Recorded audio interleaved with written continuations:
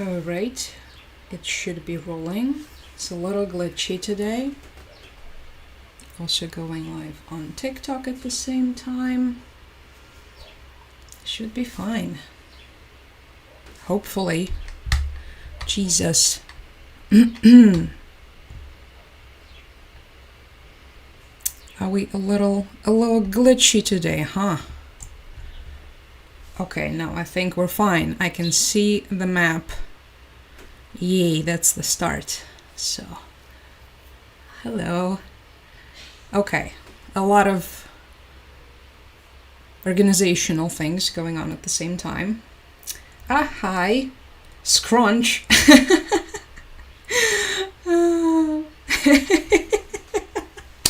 I love that. Welcome. So hopefully you can see everything just fine. Hello TikTok chat as well. Hi guys. I'm also launching everything on YouTube. Hopefully, hi Carolyn. Hello guys. Hopefully it's all working because we're also live on YouTube. Okay, so there's a map. It should be fine. Okay, now we're gonna wait for more people to arrive. We're gonna do our little warm-up and then, hi, how's it going? Oh yes, I am having tea, you know it. You know it. And my butterfly cup too, huh? How about that? It's the same old green tea, just the regular. I don't even know what kind of green tea it is, but you know, it gets the job done. So, cheers, cheers. Hello, hello, hello. Good to see you, Thomas. Hi, how's it going? We're just launching, waiting for everyone to arrive. We're also live on YouTube, where I will be showing map. I know, so exciting, the map. Now, digital map edition. And also pictures of all of these very unpleasant looking politicians. So how exciting is that? Show up on YouTube if you're interested in that. That was our door. Hello, hi from Vienna. Mappy, yeah, we now have a digital Mappy to replace the other one. The other one has been retired with great owners. I mean, it did a job, but also let's be real with ourselves for a second. It couldn't have lasted forever because for how long could have I, continue to explain people that it's in reverse, it's in reverse. I mean, I can still do it. What is Crunch saying? Yay, map. Watching here for the map. Yay, Carolyn, thank you so much. We're now looking at the map. We'll discuss the map too, which is also very exciting. Can't believe the TikTok dance. I know. You would think the TikTok dances would be the most powerful tool of diplomacy of our time, but it was not. Anyway, hi Scott. Hi Zoe. Hello everybody. So, we're also live on YouTube, just a reminder. In any case, let's gradually get started with everything that's been going on. Last time we talked to each other, many of you know, was 2 days ago, because I'm trying to go live more often these days. And let me see. So, this is the map of Ukraine. Yay! That we're looking at, as many of you know. Let's just get some of the sad stuff over with, I think, oh, hi, CatGPT, hello. We're already starting on the sad stuff. Yep, still in Ukraine, in Volyn to be precise. I think the regular reminder to everyone who is watching on YouTube where Volyn is, this is Volyn. This is where it is, and this is where I am also, so... Still here. Why are we still here? Just to suffer. But I am currently zooming in on the Zaporizhzhia Oblast, which, as you can see, has all of these disgusting red areas, unfortunately advancing, moving closer and closer and closer. This is the front line. This is the Russian-occupied territories increasing daily as a result of grilling battles, which unfortunately end up in their advancements because there's too many of them and not enough of our people, and also not enough of weapons, and also many other factors that we have already mentioned in the past. We can get into them later on as well. If we look at the developments in this particular area, within the last 26 days, you can see how absolutely devastating this is, because, yeah, that's the advancement that has happened on this particular area. And today it was reported that this area, like this triangle right here in particular, is one of the most heated directions at the moment. So I believe the article was saying, thank you, I'm seeing you guys, I'm just ranting as always. The cats keep coming and they won't stop coming. Thank you. Good afternoon. Hello. You can see the map. It's on YouTube. You should go to my YouTube channel to see the map. So this, like, TikTok is mostly for chat, like chatting and communication and stuff. But I'm also looking at the YouTube chat, and the map and the articles and everything I'm showing on YouTube. And the link is in my bio, so you can check it out. Anyway, so the exact phrasing was that this is the phrasing from the article. So obviously it has some of the author's bias, but it talks about the pretty much the crumbling of the defense in this particular area that we have just been looking at. And there are continuous Russian advancements, there are continuing offensives at this particular area with a lot of the enemy infantry. So the pressure is ongoing, and of course, yeah, we're unfortunately seeing the results of that, and that was Chewy. I think you heard Chewy.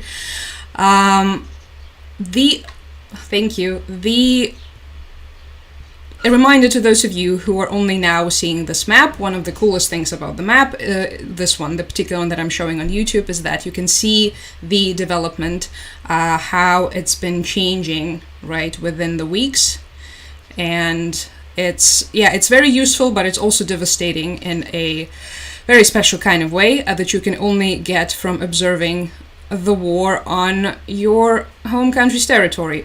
So as you can see, about 2 weeks ago, there was this particular advancement that I believe was detrimental for this region, because this is when there was a massive breakthrough from the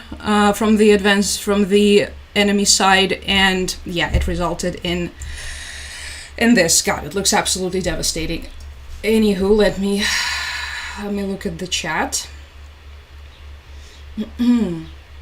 Everyone's nice and quiet. Hello, Carol. Hi, guys. How's it going?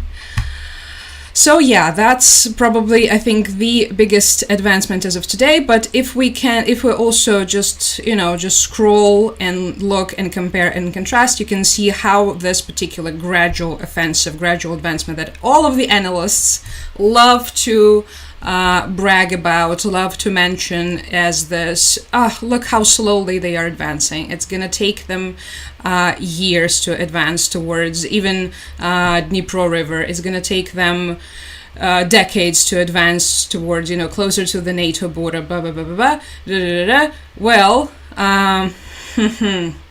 who's going to tell them what's happening when the front begins to crumble, and when the front begins to collapse? Nothing good. The advancement, of course, starts to be much more rapid when this happens, and this is one of those examples. Of course, this is not in any way, shape, or form close to what we saw when we talk about the when we talk about the actual collapse of the front. So something that we have witnessed in the past when the Russian side of the front collapsed. Remember those days? Yeah, during Kharkiv counteroffensive. So that was literally hundreds of miles. So imagine a piece of territory like this getting liberated within like several days. Now that was an actual collapse. This is crumbling, but it's still absolutely heartbreaking and devastating to see. Sort of good news coming from the Sumy direction, but we're gonna approach it with a little bit of skepticism, because the news are mainly coming from our commandment. And it has been discussed. It has been mentioned by some that whenever it could be something of a damage control. We discussed the Sumy direction in detail last time. I also made a Patreon video with a much more in-depth deep dive where I talked about the problems on that direction as mentioned by the people who are actually there. But well, at least today, I guess if we choose to trust which we should, the official information. Wait, I think I had the article somewhere, or maybe I don't have it anymore.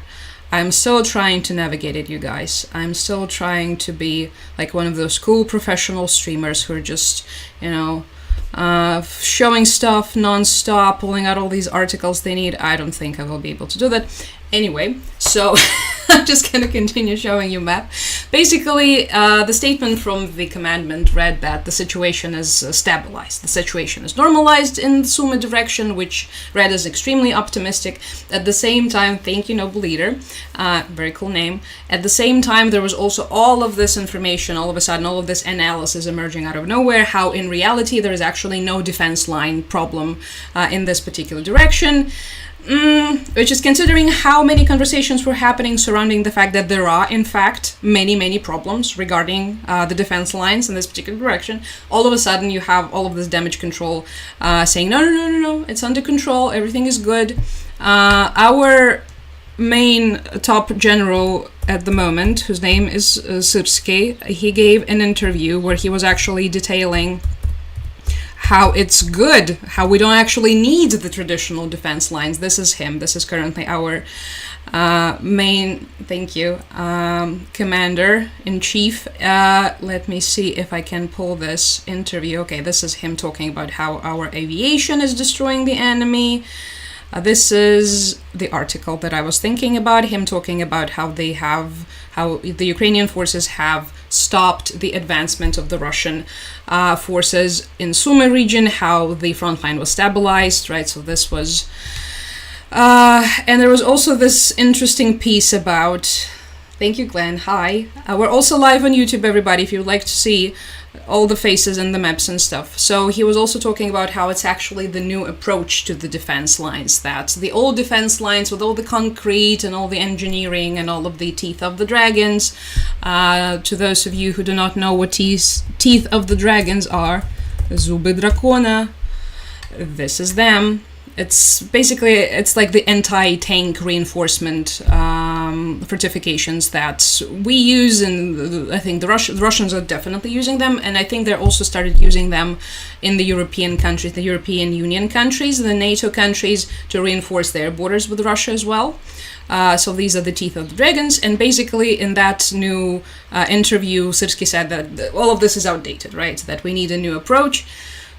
Not exactly what some of the soldiers on the ground are saying, but sure, okay. So this is unfortunately one of the sad trends that has been happening recently. So the moment there is a problem, first of all, when the problem becomes known in the public space, it means the problem has existed for a while, right? So it takes a time for the problem to become public knowledge. But the moment it becomes public knowledge, well, what happens is immediately all of this damage control starts to be released. Like they start talking about how actually everything is under control and everything is fine, and it's a bit depressing because we have seen this already so many times. But yeah, I guess well, I have to learn how to take good news probably. So let's just imagine that everything is fine. Anyway, I got carried away a bit. The dragon teeth, huh? Yeah, that's them. They actually come in different shapes and sizes. These are the ones that actually do look like dragon teeth, but I've also seen some that didn't really look like teeth at all. What do you know? Sometimes they're accompanied by the glorious metal wire, because of course... it's, yeah, perhaps it's primitive, perhaps it's outdated, but it gets the job done, Oh my god, is this onigiri? Oh my god, someone in Ukraine is selling onigiri called the teeth of the dragons after the fortifications. Oh, no, man. This was such a... I don't know why the people are doing this. Thank you, Trant. It's been such a big problem. Okay, not the problem. Okay, maybe a problem for people with taste. All of these commercialized attempts, commercializing the war, basically. So we had, like, Bayraktar the sandwich and, you know... HIMARS, also some kind of dish, I think, at a Kiev restaurant, and now we have teeth of a dragon, the onigiri. Okay, I'm just gonna ignore that, because I don't have the mental capacity to deal with this. Merchandising the war, yay, you already know it. It started literally in the first couple months. In the first couple months, I even bought into it, literally. I went out and I bought myself a pair of Bayraktar socks in the fit of this, you know, whatever it is, merchandised patriotism. But thankfully Mish chewed on them pretty fast, so I no longer have them, thankfully. It was instant karma. Dragon teeth, you guys. I know. Let me see what Carol is saying. Thank you, Zoe. It seems that it's... Oh, it jumped. It's... Why it keeps jumping? It's war language they have to use, but it's very repetitive. Yeah, regarding all of this... Yeah. Yeah. It does. Especially, okay, when it, like, for the 5th time in a row, when you're hearing the same thing about how, you know, everything is under control, it's one thing. When it keeps happening for 3 years, yeah, it's... Hi, Sampa. Hi to you, too. Yay, it's me. Can I ask what you do for a living? So, I used to be, like, a full-time teacher, which you can tell probably. In a way, I continue doing this. Then I became a freelance teacher and a translator, and pretty much, yeah, that's been my thing for a while. Then I took a break. I tried to do social media full-time. Didn't really work out. So, yeah, something like that. I forgot about the sandwich's name, right? And the Boris Johnson pastry. Do you remember that? How we, back in the day, we had the... wait, was it a croissant? Boris Johnson... What was this? Croissant, I think? Or tistechko? Okay, it was... If you guys are on YouTube, and you should be if you're not, we had this at the very beginning, in 2022, we had this pastry named after Boris Johnson, because Boris Johnson, that's the former UK Prime Minister, who's, I think, pretty universally hated in the UK. He became a star in Ukraine because...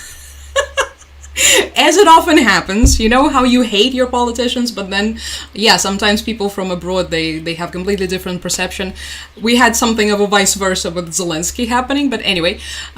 So yeah, people liked him because he was like very staunchly, hi Maddie, thank you, pro-Ukraine, and he was delivering all these speeches. He was, I think, the first major Western politician to have visited Kiev back when everyone else was too scared to visit Kiev in 2022. So this popularity led us to this wonderful meme. Boris, it's called Boris Johnsonuk. So what they did, they added the yuk ending, which is like very common ending for Ukrainian last names, to Boris Johnson, and yeah, and also the pastry has his feature hairstyle. Which reminds us of a nest of a very unfortunate crow. So, anyway. Wait, what did they need a Moskva promoted to submarine ship-shaped brownie in a block of blue jello? Wouldn't that be cool? Now, this is something I could get on board with. But we have seen a lot of that, you guys. A lot of this merchandised. Thank you, Dana. Sorry I missed it. But thank you so much. Appreciate you. Hi, just heard today that a friend's son signed up for 3 years mercenary duty for Ukraine. Oh, thank you, Zoe.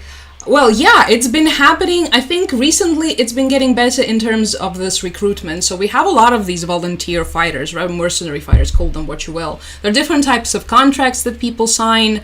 There are shorter ones, longer ones. You can sign one with different branches, different branches of military. But yeah, it's been happening. When it was only getting started, it was an absolute mess, and there were so many scandals involving it. I think we talked about some of the drama with some shady types in charge of the Foreign Legion. But I think recently, yeah, it's been getting better and better. So thank you, PG. It's just been, well, I mean, just like with everything, right? It takes time. It takes time to work through all of the bureaucracy. And thank you, Big God. I'm a K-pop idol. Thank you. Thank you, guys. Random note. I just realized how long I've been following you when I saw how long your hair is. I know, you can actually measure how long we've been with each other based on the length of my hair. At least something is convenient about this. No, I know, this is what people keep pointing out whenever they log into the chat. They're immediately like, the hair! What have you done to it? Yeah, thank you for staying with me for so long. I appreciate it. The hair is long, Braves fan, yes. Thank you. The Boris food and hi Moo. Hello. Anyway, we're currently looking at the Boris pastry, which probably we shouldn't anymore. That's enough attention to that. Anywho, let's go back to the rest of the news. So, we just discussed this unfortunate advancement at Zaporizhzhia Oblast. It's right here. So, let's combine it with something good. Thank you, Roxy Sue. You know what else was hit? Apparently Moscow. Huh. That doesn't happen very often. Thank you, David. Let me just show you the video. I don't know if there's going to be sound. Probably not. Because something went wrong with my mic. But yeah, it's just basically... You can see the smoke. You can see something burning. You can see that... Yeah, the person's filming is not very happy about the situation. I think in the original video there was some Russian yelling in the background. So what happened was some drones reached the Moscow region. Now, a little side note. Drones, our drones, Ukrainian drones, keep getting improved, just like the Russian drones. Currently it's the drone warfare in many regards. And so the more improved the drones get, the further they can reach. These days, our drones make it into the Russian territory almost every single day. Yesterday, there was a strike on Taganrog. Do you guys know what Taganrog is? I don't remember where it is. It used to be pretty close to... There it is. Okay, so this is Ukraine, right here. And then we go all the way here to Russia. And this is the city of Taganrog. Apparently, in Taganrog, they have built some kind of... It's suspected that it's a drone plant as well. And yesterday it got hit. Another place that got hit was... Now we're gonna scroll a little further. Oh, I have to remember my Russian geography because I keep forgetting it. There we go. This is Saratov, everybody. Thank you. Again, a place most of you probably have never heard of and have never been in, and thankfully never will. But in Saratov, there are also some occasional strikes. Like, again, yesterday there were some drones that reached Saratov. Why am I mentioning all of this? So all of these strikes are quite a regular occasion by this point, right? Thank you, David. But the ones that make it to Moscow, of course, are the ones that make the biggest conundrum and the biggest noise in all of the media. Moscow is right here. Usually the drones that make it all the way to Moscow, they don't make it into the city of Moscow itself most of the times. It's the Moscow vicinities, so Podmoskovia, right? The Moscow region. And this is one of those. This is one of those cases with explosions heard in Moscow and Moscow region area. And according to their own Telegram channels. Thank you, B Money. It's a very cool name. Are you a rapper by any chance? According to the Russian Telegram channels, there were explosions at 3 different neighborhoods. Some of the locals were writing about 5. An interesting thing, well, not really interesting, but kind of just a little side note regarding this. So whenever something really important like that facility that manufactures drones in Taganrog, thank you, Christio. Okay, I just got a hug. How nice. The first time in months. Thank you. When something really important, like a military facility in Taganrog, gets droned, it barely gets any coverage. But when something clearly wasn't hit, right, you can tell just by the type of coverage that it received that nothing important was actually hit, because whenever something important is hit, they start saying, nothing actually happened, there were no drones. Here, they're kind of openly admitting that, yeah, it did happen, but whatever. So you understand that it's nothing, but because it's in Moscow,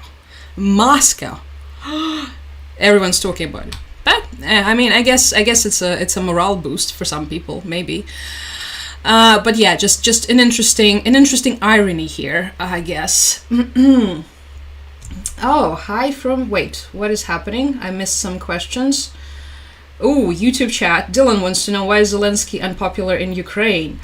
We're gonna get to that in a second. I wouldn't say that he's unpopular. He's unpopular with certain types, like me. And Max says hi from Madrid. Oh, hello, Madrid. Thank you for being here. Okay, we're gonna get to Zelenskyy in a sec. I'm just gonna also catch up on this chat as well, because otherwise I will forget and people will get angry. Of course I remember you guys who are... Yes, are you kidding me? Of course I do. I do. It's just, obviously... Like, I know, it's so crazy to remember, right? Because at the very beginning, especially, there were so many people. But of course, with time, I memorized and remembered the ones who were, the most attentive, the ones who kept reaching out, the ones who were, like, very passionate about... Because it was so touching. It was so heartwarming. So, no, of course I do. Wearing my Fight Like Ukrainian shirt at work today. Well, that's very sweet, Alan. All right, I think, thank you. Okay, a lot of very nice words. And now we're gonna get to the Zelenskyy question, because, interestingly enough, I was just looking at one of the articles with one of the recent polls that says that if there were an election in Ukraine in any foreseeable future, thank you, Cindy, hi, Zaluzhny would have won, and with quite a big gap. Let me see. So basically, it's one of the polls. There have been a lot of polls conducted. This is one of the most recent ones. And whenever the conversation arises about, who could possibly win, General Zaluzhny name is one of the first names that gets brought up, because he is pretty much universally popular, I think. He is our previous military commander, and he has impeccable reputation. Currently, he is our ambassador to the United Kingdom. But, I mean, I think he needs no introduction among you guys. But just in case, I'm gonna pull up the picture of him. Hopefully, my favorite one of Zaluzhny. Also, he's been doing something of a rebranding. He has been trying to... Wait, why are you not working? Come on. He has been trying to, I guess, look more hip and cool, and he definitely clearly hired a team, so there is someone running his social media. He's wearing a suit. Yeah, this is my favorite picture of him. Thank you, Zach. With the heart. So he has been leading in pretty much all the polls. So the question here is it because Zelenskyy is that unpopular? Not necessarily. If you look at the numbers, let me see, what does it say?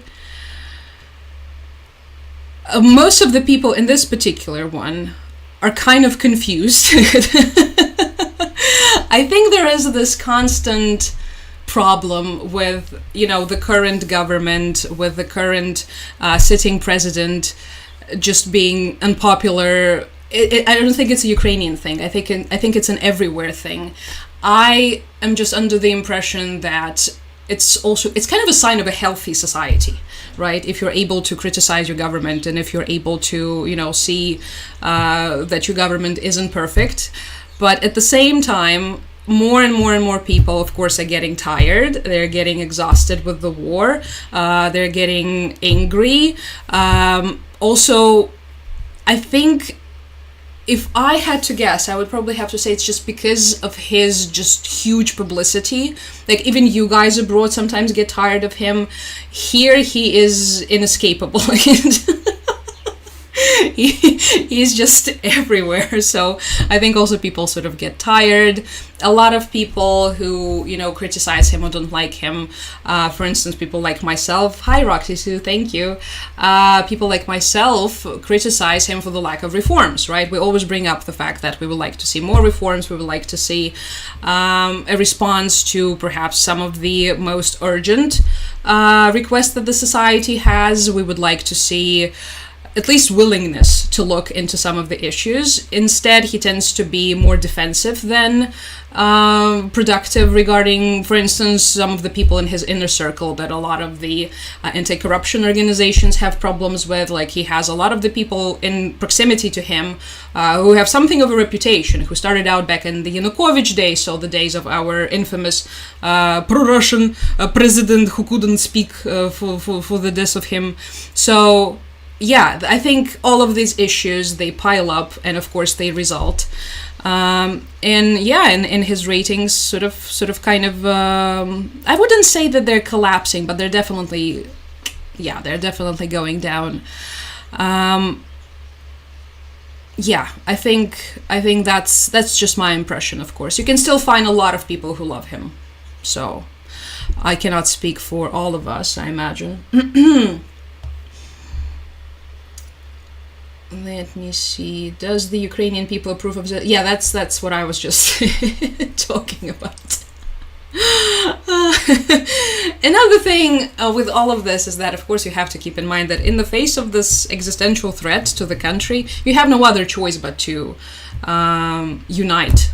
Right, you have to support your government, because the alternative that we're facing is not like in any society that is not at war. Thank you, Walrus Fall. It's not we're just gonna elect ourselves a new government. The alternative is Putin. So and there's been such a deliberate information effort. There's like literally an entire campaign, and I believe a lot of you have witnessed it because it was in multiple languages, and it was targeting multiple countries specifically to discredit him. But when they were trying to do that, they were not just trying to discredit him, they were trying to discredit the entire Ukrainian democracy and the Ukrainian statehood, and whether or not Ukrainian statehood deserves to exist. And when you're facing something like this, you just have to back up your guy, because the alternative is, yeah, you know who they are. I mean, I think they need no introduction. Let us see. Are there any new images of Putin that we haven't seen? No, all the same. He still looks the same. And he's still here, so that's too bad for us. So when this is your alternative, here's him. I'm just showing, to those of you who are not on YouTube, I'm showing a picture of him shaking hands with Kim Jong-un, Russian great ally and besties. Yeah. No, thank you, I guess. We're good. This sounds like the Winston Churchill situation by the end of the World War II. Right, actually, this is what a lot of people have been comparing it to. Kind of similar in a sense, but it's just such, thank you, Em, unprecedented circumstances in a way, in a sense that, like, what are you gonna do, right? all of these calls repeatedly. We're facing these calls, like from time to time, to like, oh, you have to do something about him. Let's all of these insurgency, whatever. But you understand very well that these calls are not coming from the place of like an actual democratic push. They're always coming from there. They're always coming from our. Oh, thank you for a subscription, Kristen. They're coming from our wonderful neighbor to the east, and you have to be so careful with these things because, yeah, it's just between the rock and the hard place, quite literally. Okay, I'm just gonna close these ones. Anyway.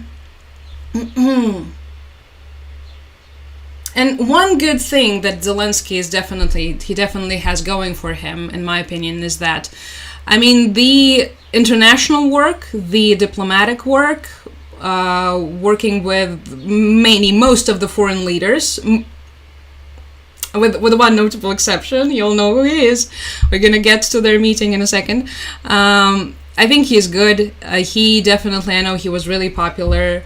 Thank you, Sarah. He was popular with the foreign audiences. A lot of you guys like him very much. So he's definitely doing a good job regarding that. And the most important thing that he did was that he didn't flee in 2022. And for that, I will be forever grateful to him, because if he did flee, this would have been a catastrophe of just, this would be it. We would have lost the statehood, the government would be beheaded, right? They would have proclaimed our government to be illegitimate, and this would be the end of it, because we wouldn't have gotten any support. We exist in the world of nation states, states talking to states, fighting with states, everything is on the state level. If you do not have a state, this is it. So, yeah. Thank you, Volodymyrovичу. Wait. That's not him, he's Alexandrovich. Whoopsie daisy. No thanks to that guy. This is also... Oh, thank you. Wait, who once called him...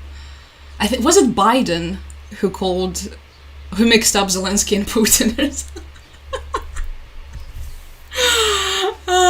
Good times, good times. Why do I have Militarny open? Let me see. I think I wanted to show you guys some article. But anyway, let me see the chat first. Okay, since the start of the full-scale war, have there been... Thank you, Eminem. Hi.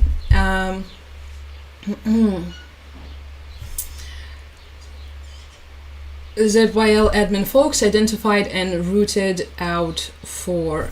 Honestly, now that I think of it, we have had some interesting cases of all of these, like spies getting caught or stuff like this, but most of this is kind of sort of swiped under the rug. So you don't really get a lot of information about that, if I understood your question correctly. Let me just scroll, see whatever. Hello. We're just talking about Zelenskyy. Oh yeah, actually,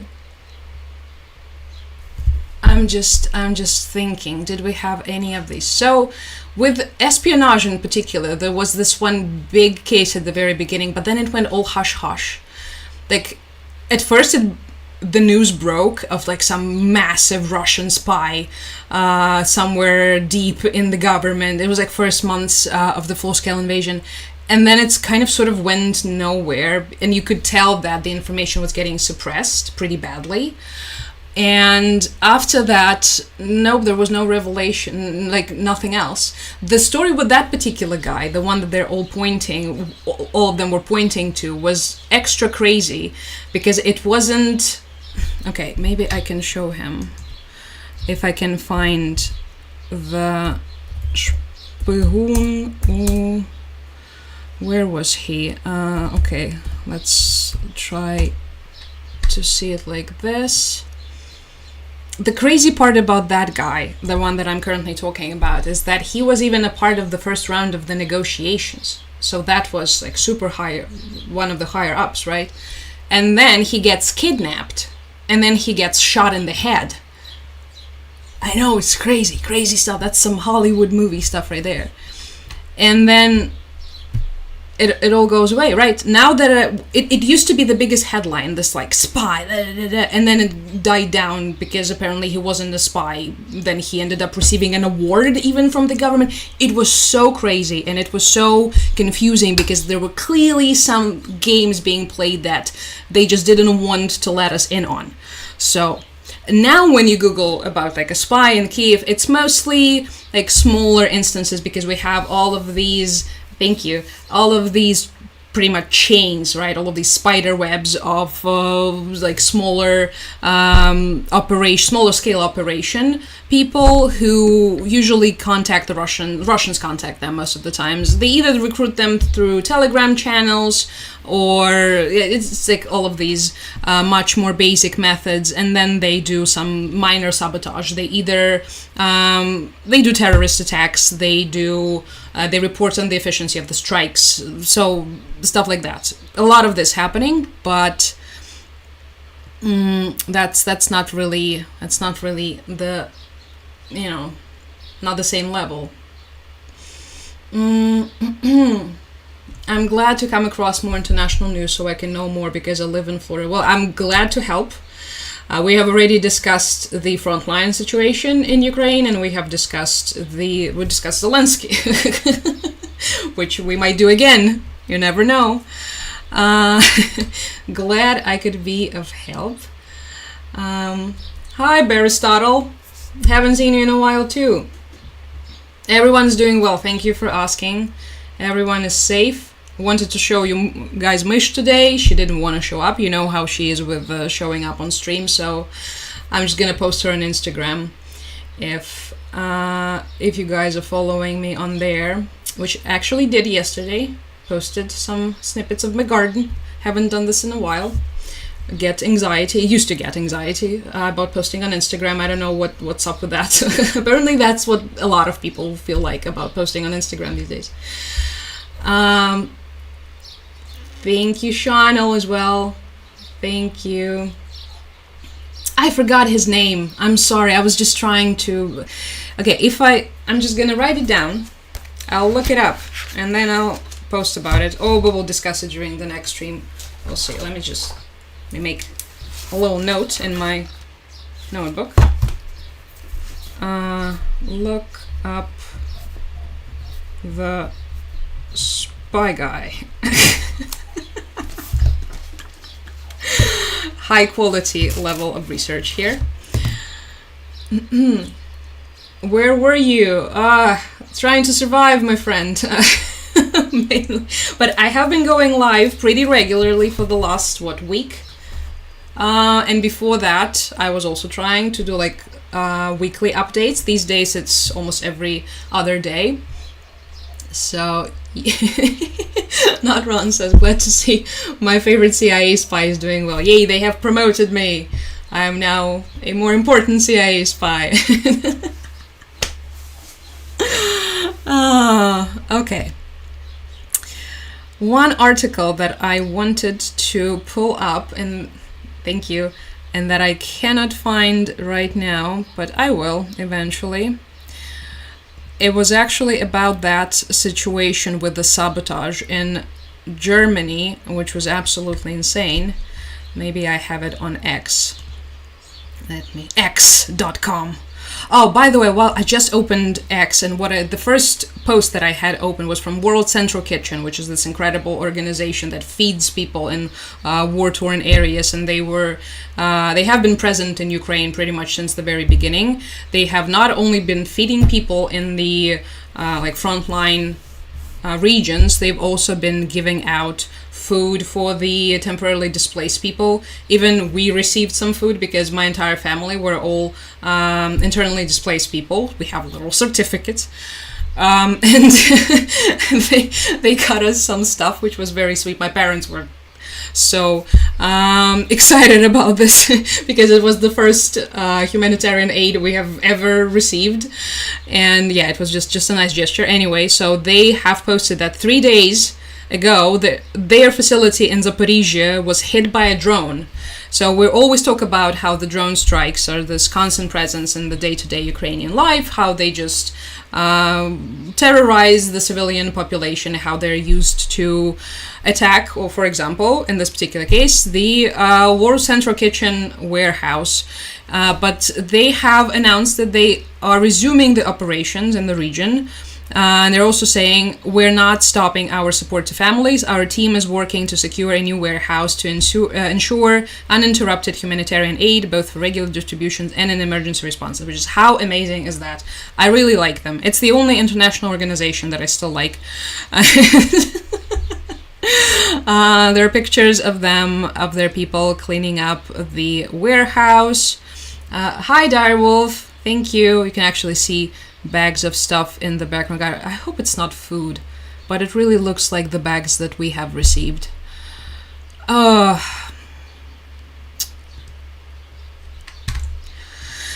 anyway, yeah, so they're resuming their operations, which is good. That's a good thing. And one thing that I wanted to... Okay, this is not the source that I wanted to use, but the news about the military equipment that was burned in Germany is the next thing that we're going to discuss. After I look at the chat. If I forget, you guys will have to remind me. If I go on some rant and I forget what I was supposed to show you, it's your job to remind me now, okay? What's the YouTube chat saying? Never Avalanche says, never crossed my mind so many experts these days around the world. If you're trying to hurt my feelings, I'm not an expert. Oh, thank you, Zach, for the subscription. But in general, yeah, it's something of a problem these days. I think it's important to acknowledge who you are and who you're not. I never try to pretend to be an expert. I'm just a Ukrainian citizen who has experience of living under Russian occupation and getting out of there. Also has a degree in political science, master's degree in political science, and experience in teaching. And so I'm here. But of course, I'm not a fancy, New York Times, someone. So you can always find them somewhere like that, writing fancy opinion pieces from their New York penthouses or something. I don't know what these people are doing. Okay, Zoe's saying War Central Kitchen is amazing, aren't they? Oh, thank you, Helen. They are incredible. I just absolutely love them. The Zelenskyy stuff already talked about. Maybe we will get back to it again. I'm sorry. If you are on YouTube, you can just scroll a little bit, and it will be somewhere about 10 minutes ago. Thank you. Maddie says, I missed the Baltic rant the other day. How well are they protecting themselves? Okay, just to sort of like a brief recap, they are doing pretty much everything that could be done under the circumstances. It's the teeth of the dragon, but not only. So all kinds of reinforcements across the border, more troops, additional foreposts for the troops, extra, just everything that could be done in a situation like this. I know there have been reinforced Allied presence in the Baltics too, so there have been German troops and Italian troops, and there is the US troops present, of course. I think last time many people have heard about it was several months ago under tragic circumstances when there were these US soldiers who were unfortunately, who died during the training in a Lithuanian swamp, because the Lithuanian swamps are no joke. But anyway, so yeah, I think they're doing everything they can. There also have been, I read about the strategies being developed for the evacuation. For instance, in Vilnius in Lithuania, they have been developing plans for evacuating all of the civilian population if there is a foreign incursion into the country. And also they have been dealing with all of these, like in Lithuania in particular, they've been dealing with these like bizarre weaponized migrant attacked from Lukashenko, who recruits all of these people from, I'm not entirely sure which countries, like it's usually whenever there is coverage, it's like Middle Eastern countries, sometimes Pakistan is mentioned. So they take these people, they promise them a road to Europe, they bring them to Belarus, and then they force them to march towards Lithuania or Poland to try and break through the border. So they're also reinforcing the border against that. And also another thing that was done, they're trying to cut on all of these attempted tunnels from Belarus. Yes, there are tunnels that are they're trying to build the tunnels from Belarus into Lithuania. It's mostly related to the smuggling of all kinds, but of course you can imagine how this would also be a massive security breach problem. So yeah, I think they're getting ready as much as they can, and they're looking forward to increasing the presence of other NATO allied troops on their territory as well. That's to put it briefly. Thank you, Sergeant. I don't see your full name. I'm sorry. Here's the short version of the Baltic Round, huh? How about that?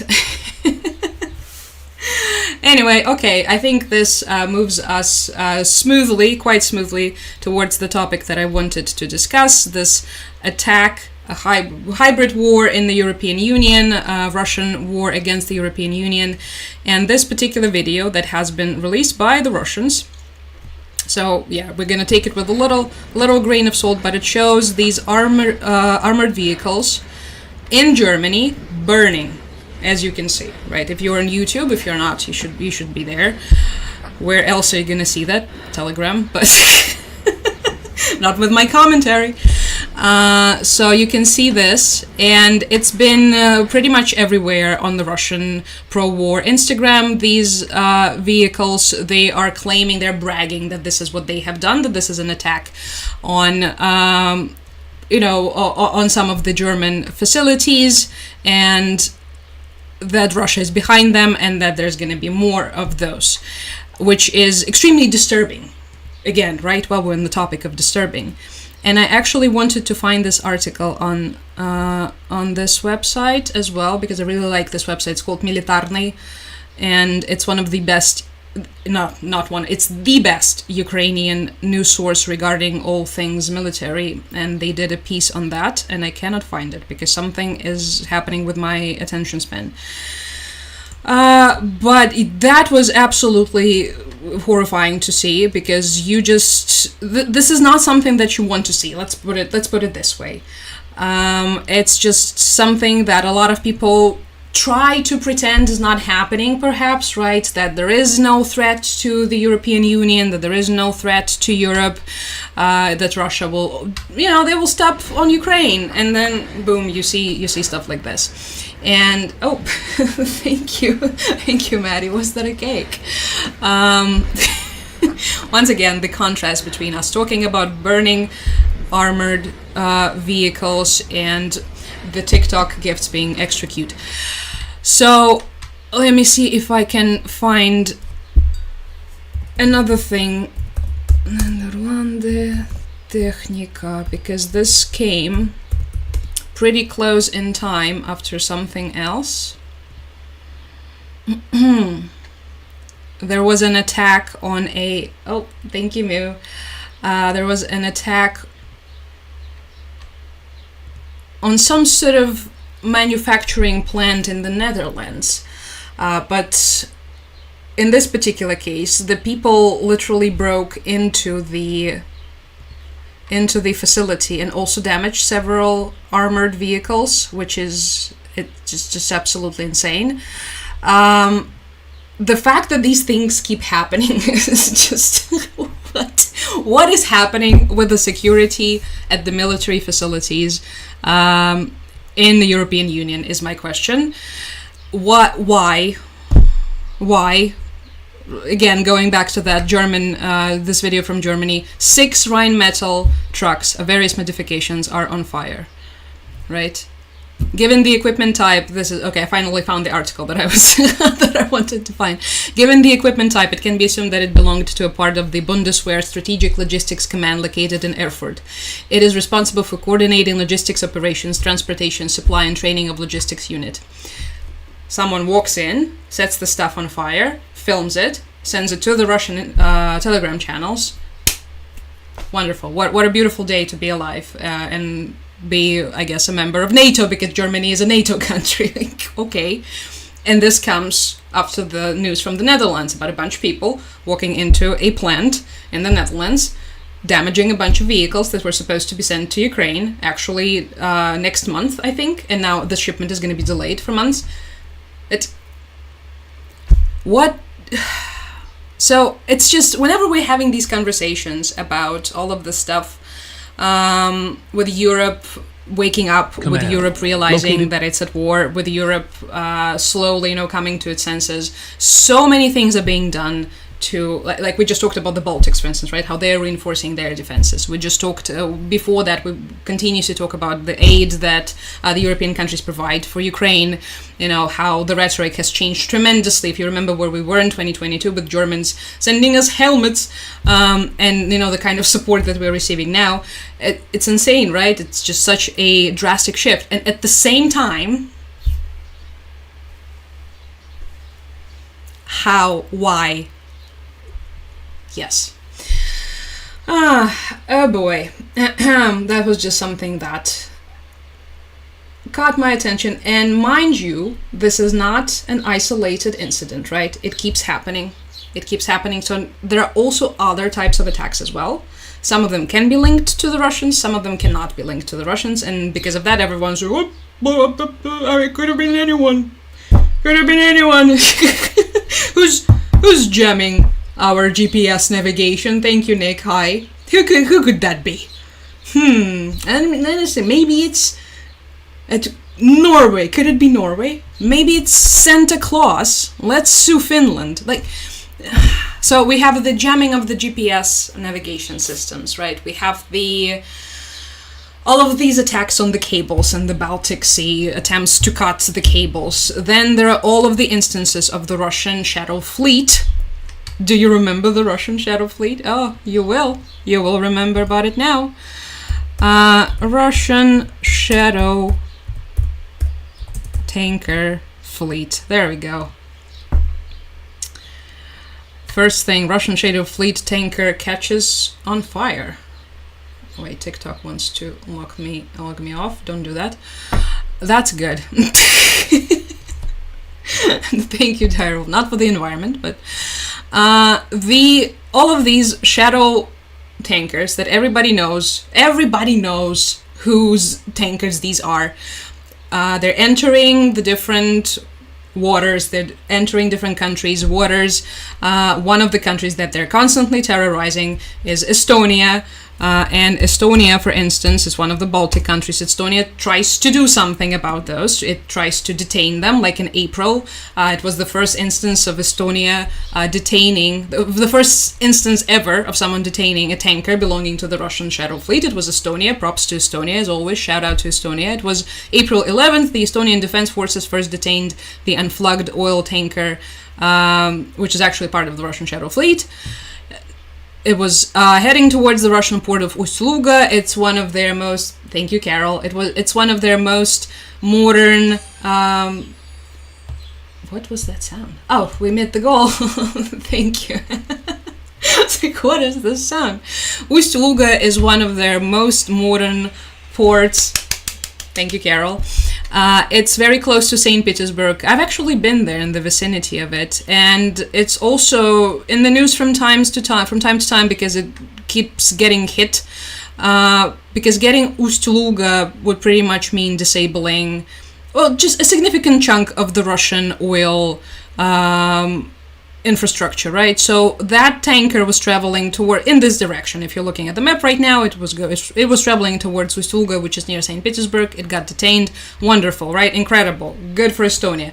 Round of applause for Estonia and Carol. What do they start doing next, the Russians? They start accompanying their ships by their military. First, there were Russian aircrafts entering the Estonian airspace, just casually. I think it was Su-35 entering the Estonian airspace. The next thing you know, they're now trying to accompany. I think it was the first instance a couple of days ago. It was documented that Shadow Fleet tanker was accompanied by a Russian military ship. Because, of course, this is what we're doing now, apparently, in this day and age.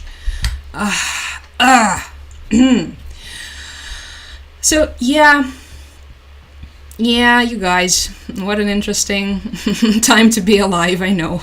Wait, I think I bookmarked this. At least I was hoping I did. I always think I bookmarked something, and then of course I didn't. I just bookmark it in my head. Because the video of that Russian ship that was accompanied by the tanker that was accompanied by the military ship, it was just, it sort of kind of appeared and then it disappeared into obscurity. No one really talked about it. Because, it happens, I guess. Just Russian tankers accompanied by military ships entering other people's territorial waters. What you gonna do? Just another day for the Survey Corps. Oh, that's an ancient meme that I'm referencing. And it's an anime meme too, Jesus. Alright. So, just a moment. Good to see you too. Thank you for being here. Yep, still in Ukraine, still in Volyn. Complaining about the Russian Shadow Fleet of tankers. Thank you, Nate. Russia always pushes the limits, West never pushes back, right? It's the infamous negotiation tactic that has been applied since the Soviet times, right? You just do as much as you can, and then you see what you can get away with, and then you settle for something that you didn't originally have. Because you asked for something that was so insane and so tremendous and so completely bonkers that people are like, okay, if we offer them, perhaps 50% of that, that would make more sense. Yeah, it is. It is what it is. Last time we were talking, which was 2 years ago, or 2 years ago, 2 days ago? What is time? We were talking about the sanctions, right? We were talking about, okay, wait, just a second. Let me see what you guys are saying. I didn't think Russia had much of a navy left. You would think. They have several fleets. That's the tricky part. The one that keeps getting hit by the Ukrainian drones or missiles, mostly drones, it's the Black Sea Fleet. They also have a lot of other fleets, and they're all over the place. Unfortunately. So... Too many fleets. How many fleets do you need? Apparently a lot, as many as they can have to terrorize the people. As if the Russian Navy can even do anything to help their Shadow Fleet, not really. But they're there, and they're pushing the borders, and no one is doing anything to stop them, right? They're pushing the limits. I think that's the part of it, because the natural question is what's next? What's the response here is going to be? They're taking up the initiative, they're leveling the stakes, they're saying that's the situation that you're finding yourselves in. What are you going to say now? We're going to enter the NATO member territorial waters with our military ships after we flew into the NATO members airspace with our I think it was Su-35 or some other aircraft. What are you going to do? The answer is Arute calls Trump daddy. That's the answer.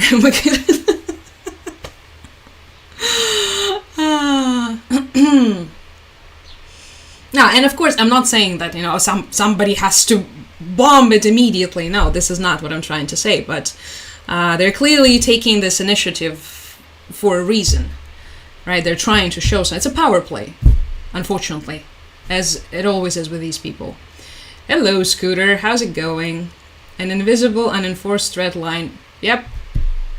Exactly, Zoe.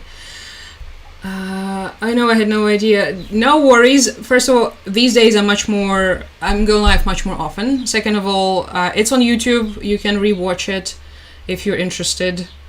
Probably not, but if you are. So, 2 days ago, we were discussing the topic of the sanctions and circumventing the sanctions, and I think it makes total sense, now that we're on the topic of the Russian Shadow Fleet, to also mention how they circumvent the sanctions in other ways as well. So in this news, It reads, machine tools from the Czech Republic supplied to Russia, including for defense industry purposes. Now, it's important to note that the Czech Republic is denying it, of course, considering how staunchly they are supporting Ukraine and how, their position has been unwavering pretty much since the beginning. But the information provided in this article suggests Russia is supplied with machine tools from the Czech Republic, which are used, among other things, for the military industry needs. An investigation by the Insider, this is I think it's the Russian opposition media in exile, provides evidence of this. The journalist of the publication counted 12 Czech manufacturers whose equipment has been delivered to Russia since 2024. They know that the bulk of the metalworking equipment supply from the Czech Republic, which can be used in both civilian and military production, goes through detours. That's very important. How do they circumvent the sanctions? They purchase something. And of course, they're not saying that it's, hey, can we please buy some of your equipment for the Russian military-industrial complex to kill Ukrainians? No, they don't say it like this. They're usually, first and foremost, they're using a middleman to buy it for them. So it's going to be like some company, in India that just appeared out of nowhere in 2022, 2023, or maybe a company in Kyrgyzstan or in Uzbekistan. All of these countries. Very often it's these former Soviet countries whose trade with the European countries and the United States has skyrocketed miraculously since the sanctions were introduced, right? So they use this middleman, and then of course they never notify of the actual goal of this. They're just saying, oh, we're gonna manufacture Dobry Cola or whatever it is that they're pretending to be Coca-Cola these days. And and this is how they import the stuff. And it's not just the Czech Republic. This is just the recent ones. There was also a lot of equipment from the American companies found by one of those investigations too. So anyway,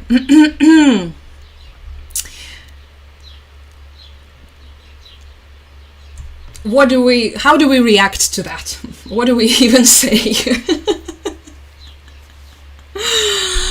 The question that a lot of people have been asking themselves is, how do you even work around something like this? Do you track every single shipping? What's the plan?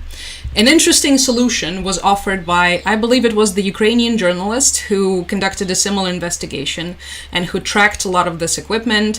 In that particular instance that I'm referring to, they were researching and investigating the Indian middlemen, companies that were then supplying this European equipment to the Russians. And they could get some proof, and they could present that proof to the manufacturers, and only one company out of couple dozens actually took it into account and agreed to stop selling to that Indian middleman. So they read through the documents, they responded to the journalists, and they said that, this is it. They're not going to sell it anymore. It was a French company. The other European companies that those journalists talked to, there were companies from Switzerland and Germany and other countries, they all ignored them, and they preferred, to do nothing. So we can conclude, we can make an assumption, so to say, that in many instances, it's very much the case of just, pretending to not know and not understand where your equipment is actually going, which is a whole different can of worms than just, we don't have any control, we don't understand. Nah, you understand. You understand very well, but yeah, money doesn't smell, I guess, to some of you people in Switzerland. What? Switzerland being shady about the ways in which they're making their enormous fortunes? That has never happened before in the history of the world. Alright, let me... just a moment. I'm just gonna open the next article that I wanted to discuss about Viktor Orban. We haven't mentioned him in a while, but in the meantime I'm just gonna read the chat. Scrunch just keeps saying and oof. Yes. Yes, exactly that. My reaction too. Oh, there is a conversation going. Yay. Take a drink. I will in a moment. Thank you for reminding me. Oh, that takes me back to the very beginning when I would rant for hours and I would literally forget to have even a sip of a drink. And I thought it was so sweet that people kept reminding me. And I think I wrote about it on Twitter, and someone in the comments on Twitter, as it happens, was immediately like, it's some sort of weird fetish thing. And I was like, what? No.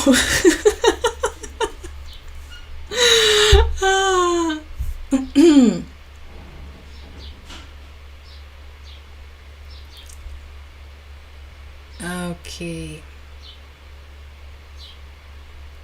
Okay, you guys are chatting. I love it. But in the meantime, I think while there is no questions for me to answer, I'm just gonna jump straight into Viktor Orban, our favorite, not really, Hungarian man to have ever lived. What? No. Oh no, it's not. Of course it's not aimed at you. It's just a memory that I had. Thank you. I know you're being sweet. Ignore me. Did you say what you wanted to about Germany? Yeah, so we talked about and looked at the video of the trucks burning in a military, at some sort of Bundeswehr location in Erfurt, Germany. And we also talked about the similar situation in the Netherlands. So one thing about Viktor Orban is that he is one of those people who is obsessed with Ukraine. If you guys haven't noticed. Of course, he is something of a notorious character in Europe and everywhere.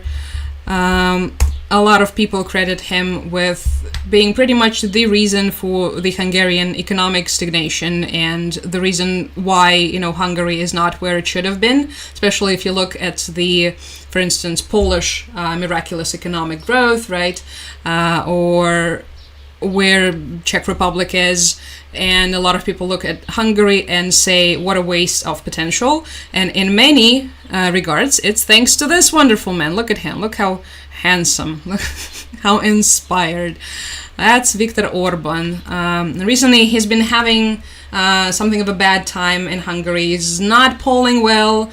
There is this new hot young opposition guy that is most likely going to replace him very soon. So before he goes, Viktor has to go with a bang. And for some reason, the bang is aimed at Ukraine. Maybe because, as a lot of people are suggesting, he has some interesting ties to the Kremlin. But I guess we'll never know. We can just guess based on his rhetoric. So recently, what the Hungarian Orban's government did, they decided to do a little poll, a referendum, so to say, on whether or not should Ukraine become the member of the European Union. And it was like a whole thing. So today the results of that referendum were announced, and what do you know? 95% voted no. 95% of the Orban people that Orban asked voted no. That's democracy for you, everybody. So Orban's people have announced that there were 2,278,000 Hungarians who voted, and out of them there were 95 who voted against Ukraine joining the EU. What I love about these numbers, whenever I see the 95, 99, 98 type of figures, it immediately brings you back to the Vladimir Putin school of fine democratic voting in the elections. Some of you guys, thank you, Nick, thank you. Some of you guys might not remember, but back in the day, when the world still pretended to care about the Russian elections, there was this meme from the Russian television about 100% of votes. Maybe I can find you, which they actually did find. They managed to count 110% of the votes for Putin years ago. The meme is dead, unfortunately. I cannot find the meme.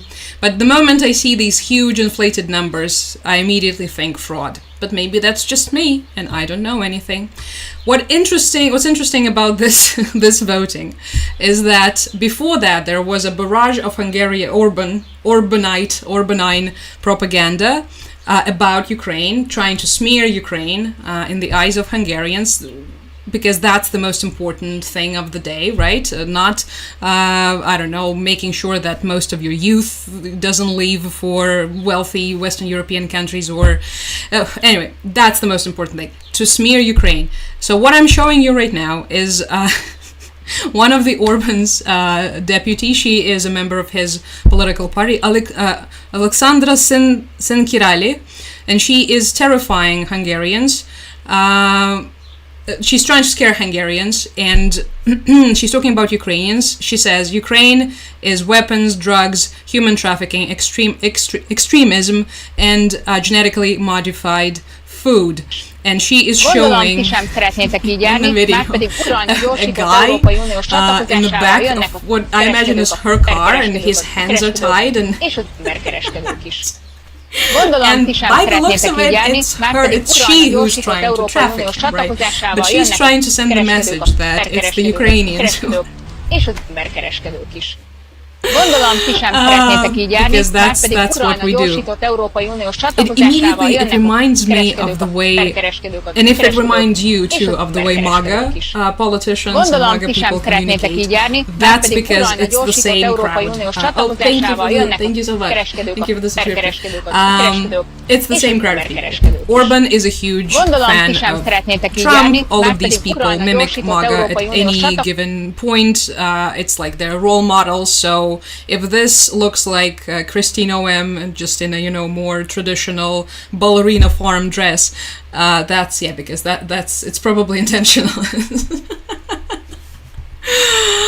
So yeah, after this intense campaign of anti-Ukrainian sentiments, Orban counted 95% of votes.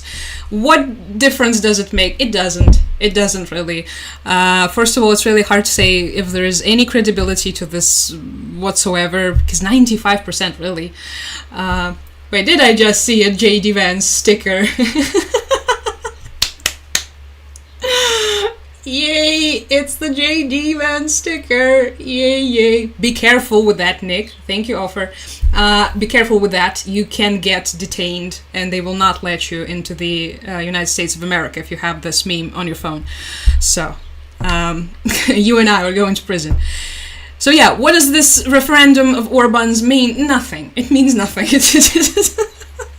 But it's just yet another reminder of how far his government is willing to go to smear the Ukrainians, the greatest enemy of Orban, the Ukrainian people who are trafficking and selling genetically modified food to Hungary. So, also, interestingly enough, their spokesperson, wait, what did he say? During one of the last briefings, Gergely Guyash said that the printed bulletins that they used for this referendum are actually, they're checked, and they're, oh my god, it's impossible to falsify them, guys. This is it. This is it then, yeah. There goes Ukrainian EU ambition. You cannot falsify Orban's bulletins that mean nothing, so damn it. Gosh darn it. At the same time, more stickers. There are many things happening. Yeah, there's Chewy, there's JD in a hat. Are we excited about the drone factories in Iran being taken out? Were it inconsequential? So we talked about this last stream in greater detail, but to put it briefly, unfortunately most of the damage was done already. Unfortunately, it was done when the Iranians sold the technology to the Russians. Thank you. It was back in 2022. They have sold the entire technology, the entire manufacturing chain to the Russians. So they can now manufacture all of this by themselves, somewhere deep in Tatarstan. But at the same time, what remains a big question mark is what else could they possibly supply them, and whether or not it's going to affect the future military shipments, because they were also supplying them more drones, some types of missiles, but this only time will tell, because the recent shipment went through. It was just a couple of days ago. We discussed it, and thank you. And yeah, unfortunately, it did reach Moscow. So it's one of those situations where time will tell. It looks good on paper, but at the same time, if you just look a little deeper, you realize, oh no, most of the damage has already been done, and also maybe it will work out somehow in our favor, but chances are it also might not. We can always hope and pray. He has to have one last hot girl dictator somewhere. Oh, I mean Victor. Oh, yeah, Victor is... Yeah, he needs one. He needs one for his soul. He needs to go to Italy. He needs to get a little tan. I remember I was making fun of him, I think about a year ago. I posted a video. Because he clearly went, and everyone in Hungary was also talking about this, that he went to somewhere in Italy, got super tanned, and then showed up to some, was it a NATO forum or something? I don't remember, looking all hot like a Love Island participant, and I made a joke about that, and they were like, some of the Orbanites in my comment section were like, are you being racist to Victor because his grandmother is Romanian? No, that was never my intention. I was making fun of him going, on an Italian vacation on your dime, but okay, I guess. Sue me. Interestingly enough, to add to this Orban's referendum, Peter Magyar, so that's the leader of the Hungarian opposition, he stated that the referendum was a failure. Thank you. And he believes, the leader of the Hungarian opposition, Peter Magyar, believes that in reality only about 600,000 people in Hungary took part in that referendum when Orban claims that it was almost it was 2,278,000. So there you go. And by the way, wait, where is he? Can we please see his face? Европейская правда? No, Европейская правда decided to not show us. Peter Magyar. Let me see if I can... That's him. That's him. That's the current Hungarian opposition leader, who is also apparently scheduled to visit Kiev. No, he's not. It was last year. Sorry. Anyway, that's him. This is going to be an interesting situation, and it's unraveling, and it's just obviously going to heat up pretty soon when the elections finally happen, and we will see whether or not we will see whether or not we will see wonderful, very rich vocabulary. We will find out whether or not the life without Viktor Orban awaits for us, but most importantly for Hungary. Okay, that was Viktor Orban, everybody. We haven't mentioned him in a while. And his wonderful gang of supporters who believe that Ukrainians are all human trafficking drug dealers. Seems Orban and Trump are interchangeable. Orban really wants to be Trump, and Trump, I mean, like, they want us to believe that he likes Orban. I really doubt that he even knows who Orban is.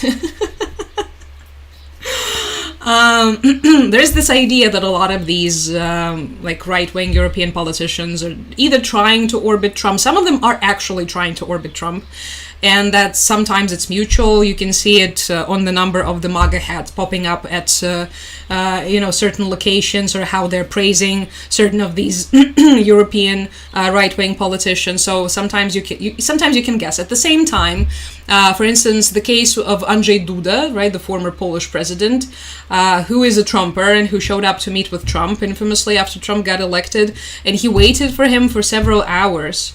And Trump only met with him for 10 minutes or something like this, which is obviously a huge, just blatant disrespect. But I don't know what he was expecting. So there's an interesting relationship there. Daddy doesn't like Andrzej Duda, I guess. So, and that brings us, I think, inevitably to the NATO summit, which we will discuss, of course, once I take a quick look at the chat. Every accusation is a confession. Do you think Victor is trafficking people and selling drugs? Would I be surprised at this point? At this point, nothing will surprise me, honest to Christ. Oh, thank you. Who is that? Hi, Max. Hello, hello. How's it going? Oh, he has, hasn't he? I remember something. I remember seeing him speaking. Wait. Probably my memory tried to erase this because it's very traumatizing. Oh yes, he was. Look at him, awake, not woke. With Victor standing loud and proud. Wait, what was he saying? The New York Times covered Victor's speech at CPAC. Republicans embrace a defiant Viktor Orban amid outrage over mixed-race remarks. There was an outrage? Wait, was it my remarks about him being tanned? Wait. Thank you so much. No, it's something else. It's his anti-immigrant rhetoric, of course, because if you guys don't know, Viktor doesn't like immigrants, because of course he doesn't. Let me guess, he also doesn't like the vaccines. What else? The European Union, notoriously doesn't like the European Union. And probably likes Vladimir Putin. Something in my heart suggests this. I feel like a Trump-Orban private chat could have Tucker Carlson Ted Cruz interview. Maybe even worse, honestly.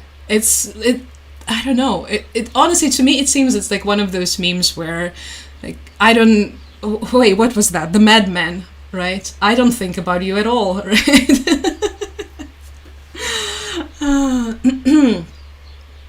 Anyway, you guys, the NATO summit, right? Thank you for reminding me, audio producer. We will start with this wonderful post that by DK American flag, Eagle American flag, that says, can anyone explain why Zelenskyy is at the NATO summit? Ukraine is not even a member of NATO. Do we have any suggestions? Why was Zelenskyy at a NATO summit? That's such a question. A massive question mark. It's some sort of conspiracy, I guess. But he was indeed. Oh, there were all these memes. Oh, they're so bad. They can never meme. These people cannot meme. It's a picture of Zelenskyy dressed as Waldo, and it says, where's Wardo? And he's responding to it with the laughing Ricky Gervais gif.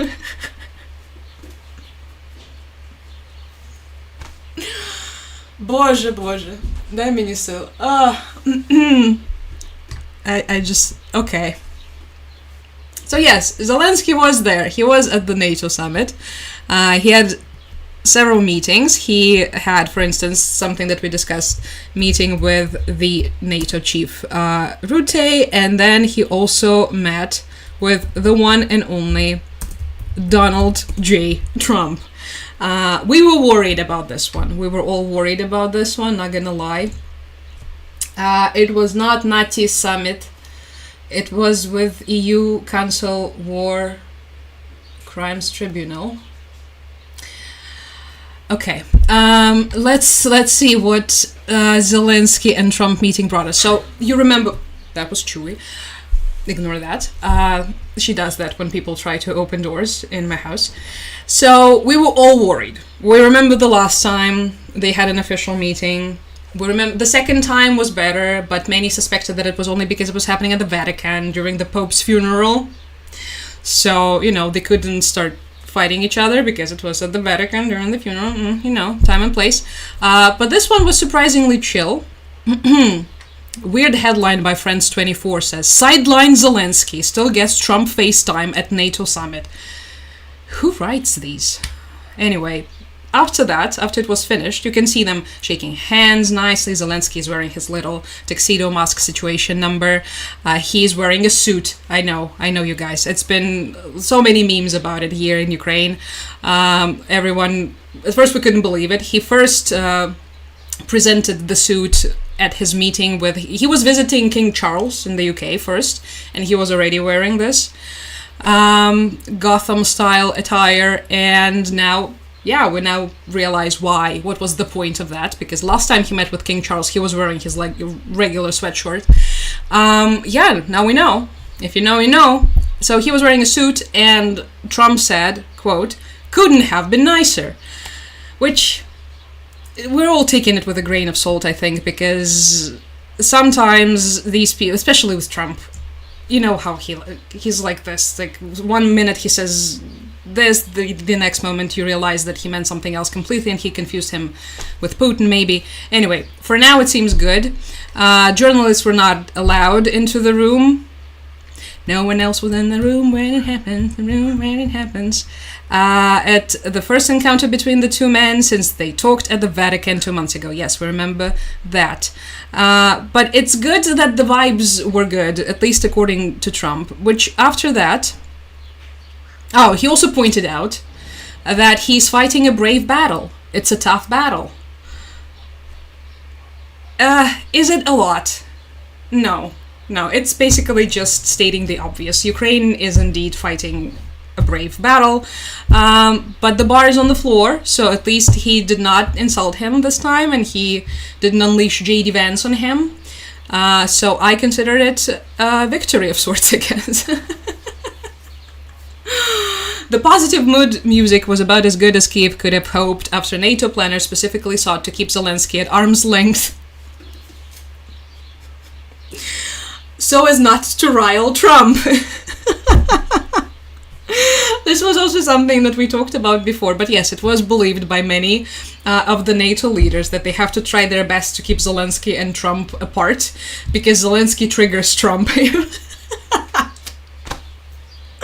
And they wanted Trump in a good mood, to have, because they also had to have meetings with Trump as well, so I understand them. Oh, hi, Mats. Hello.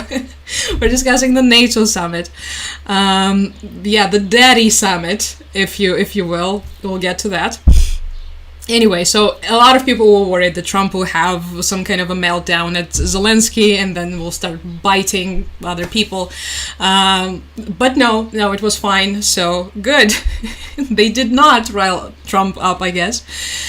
The most Zelenskyy appeared to get was a vague promise from the US leader on Patriot air defense systems. Now, that was something that went semi-viral on Twitter. There was this moment, well, and not only on Twitter, I think everywhere else as well.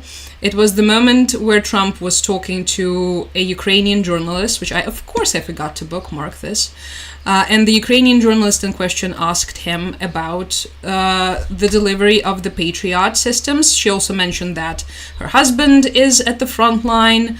And for some reason, this went viral as an example of Trump's extreme humanity. Because he asked her, like, do you live in Ukraine? She said, I live in Warsaw.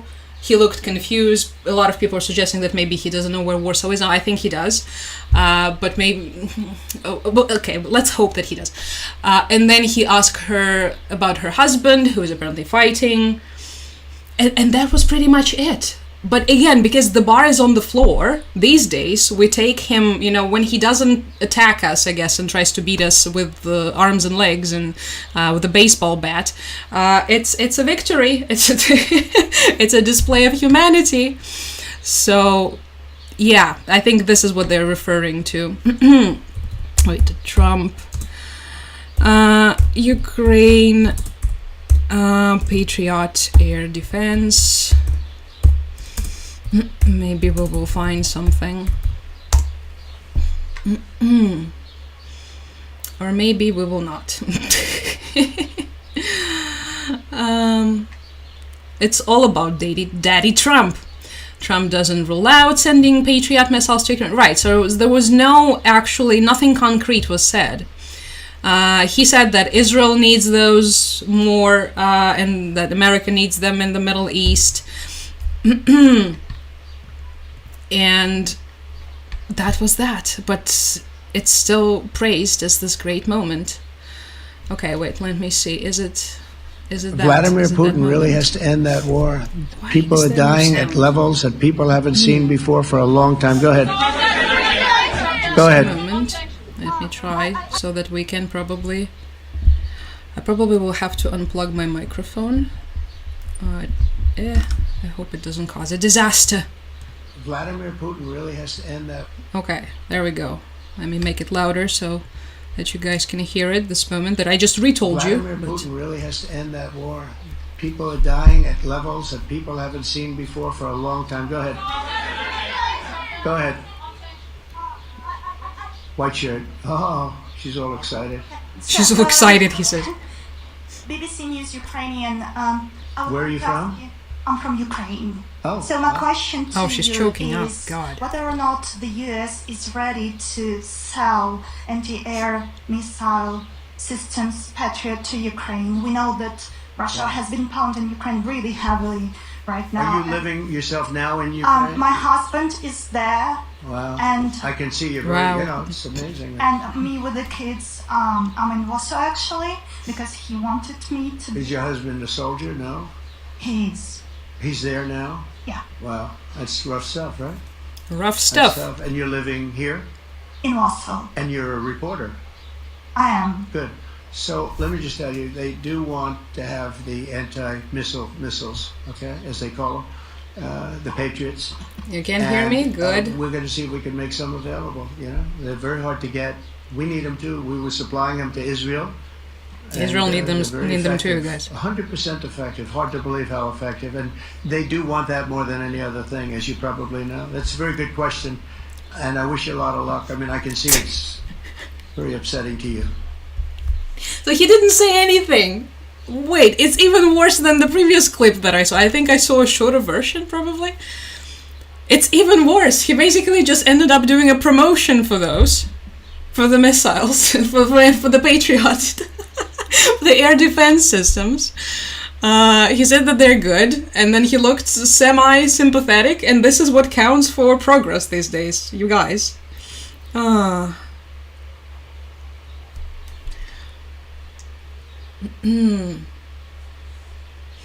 BBC Ukrainian, where are you from?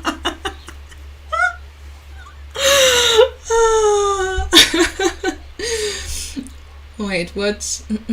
The Americans are getting sick of footing everybody's bill. I want... Wait, what? Has to get involved in their... Okay. It's his fake words. His response was terrible. He didn't... I just got nauseous, says Carol. I don't know why they kept praising him. Is this really where we are as a collective? As a society? He didn't care 100%, right? It didn't sound like he cared. Not only did it sound like he not cared, it sounded like it was just the entire answer was nothing. It was like, yeah, we have good air defense systems. Israel needs them. We're gonna get them to Israel. Good luck.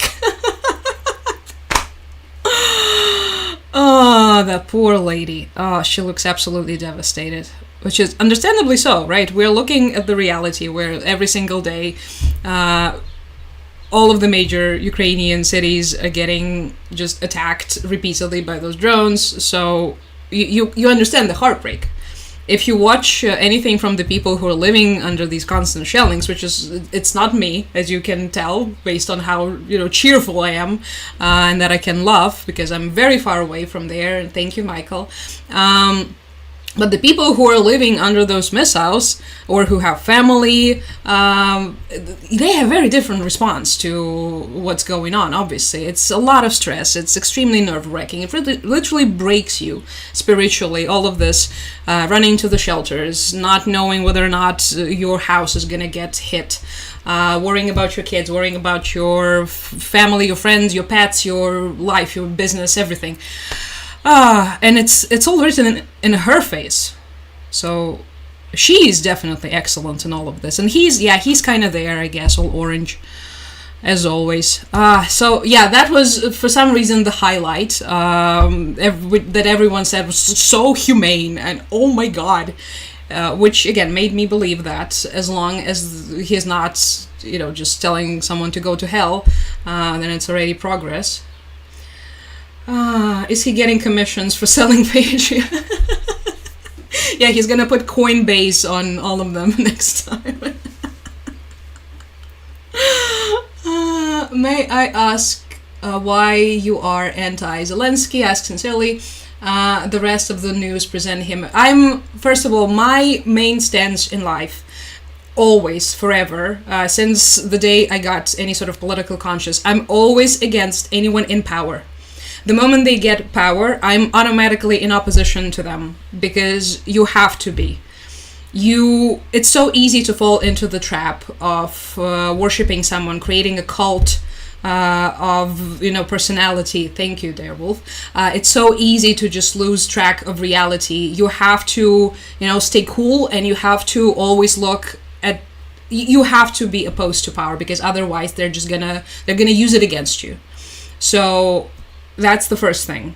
Thank you, Em. So from the moment when he got elected, I was immediately in opposition to him, just by definition, just because of who I am. Then, of course, I have a list of things, a list of expectations, as I think we all should have for our politicians. And I was looking at whether or not these expectations are being fulfilled, whether or not these promises are being made, the promises that are being made, whether or not they become reality or not.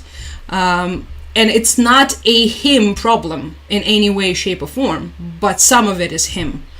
Right? And when you see this happening, of course, you can be in denial for some time, but then eventually you have to go back to your senses, and you have to, I guess you have to start criticize, even, despite the fact that we find ourselves in these extraordinary circumstances. What's very important to remember in our case is that it's not just, whenever people ask for the reforms, whenever we ask, to see some progress regarding fighting the corruption, it's not just because we have nothing better to do. It's not because we just want to we just want to be horrible people, we want to bitch and moan, and we want to attack the government. It's not because of that. It's because this is a fight that is considered by many to be almost as important. Nothing is as important as an actual fight, of course, but very close in importance to that, because this is literally tackling Russia from within, right? The choice has to be made. You either want, and I believed for a very long time that we did make a choice, that we want to be with the European Union, we want to be with the NATO, we want to be a part of Europe. We do not want to be a part of whatever that is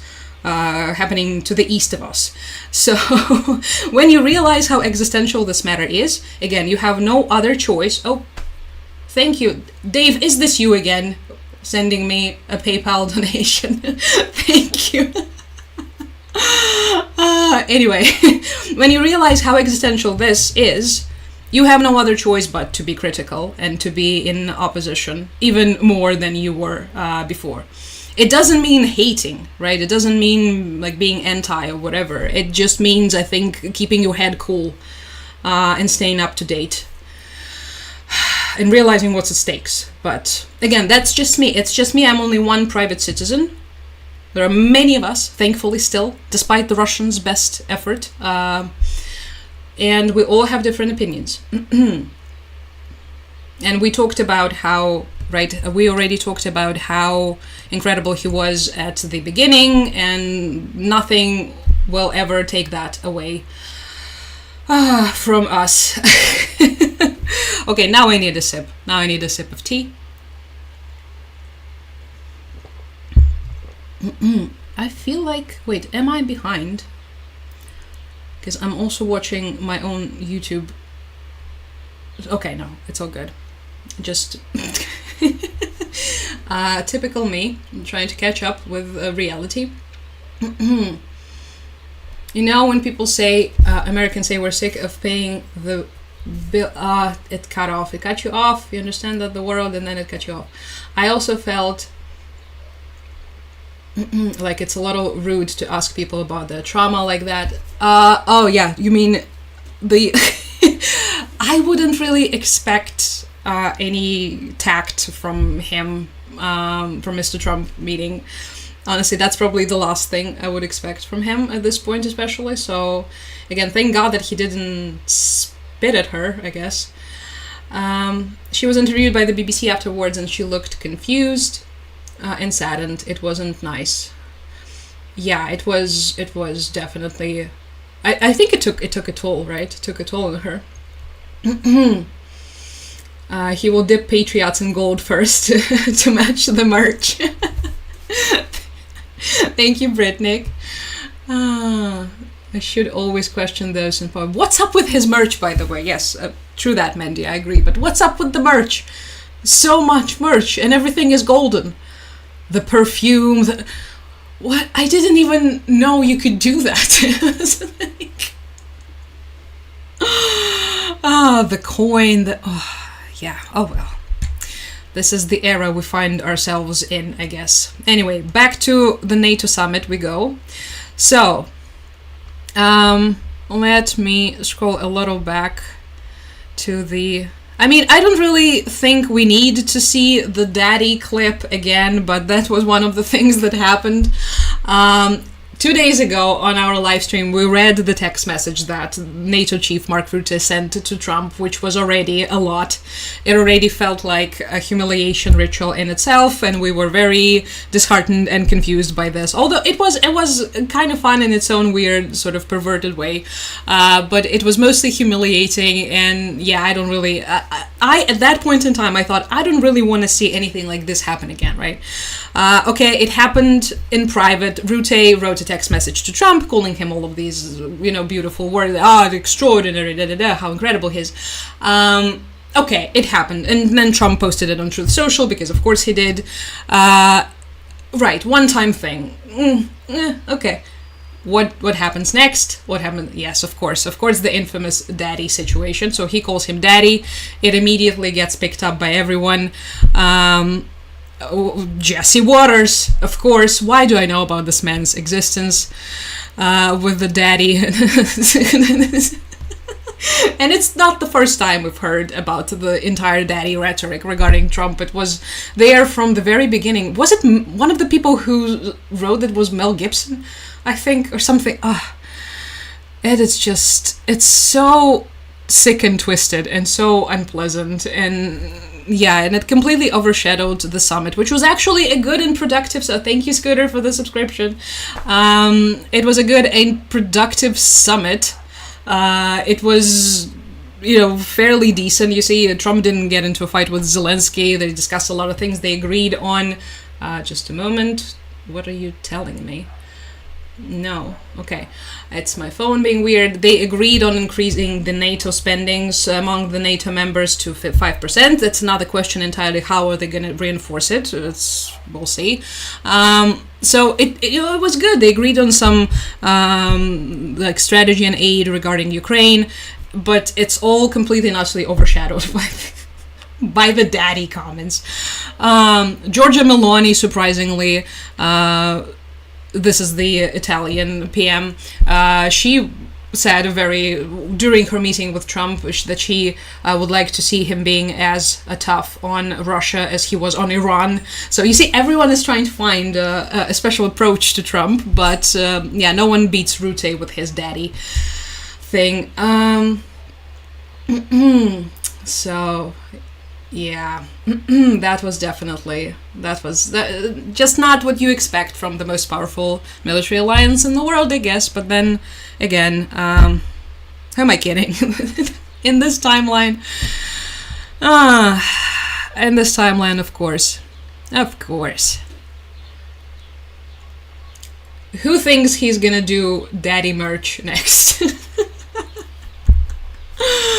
Golden daddy merch. Technically, says Josh, we're not supposed to have private presidential merch. That's what I thought as well. And this is one of the things why I was so confused about the merch, but especially about the coin, the crypto. That was yikes. A major yikes moment. But yeah, you live, you learn. In all my years of perceiving the United States, I have realized that I don't think I can be surprised. I shouldn't be surprised, because the moment I think, okay, I think I start to figure it out. No, you guys find a way to surprise me.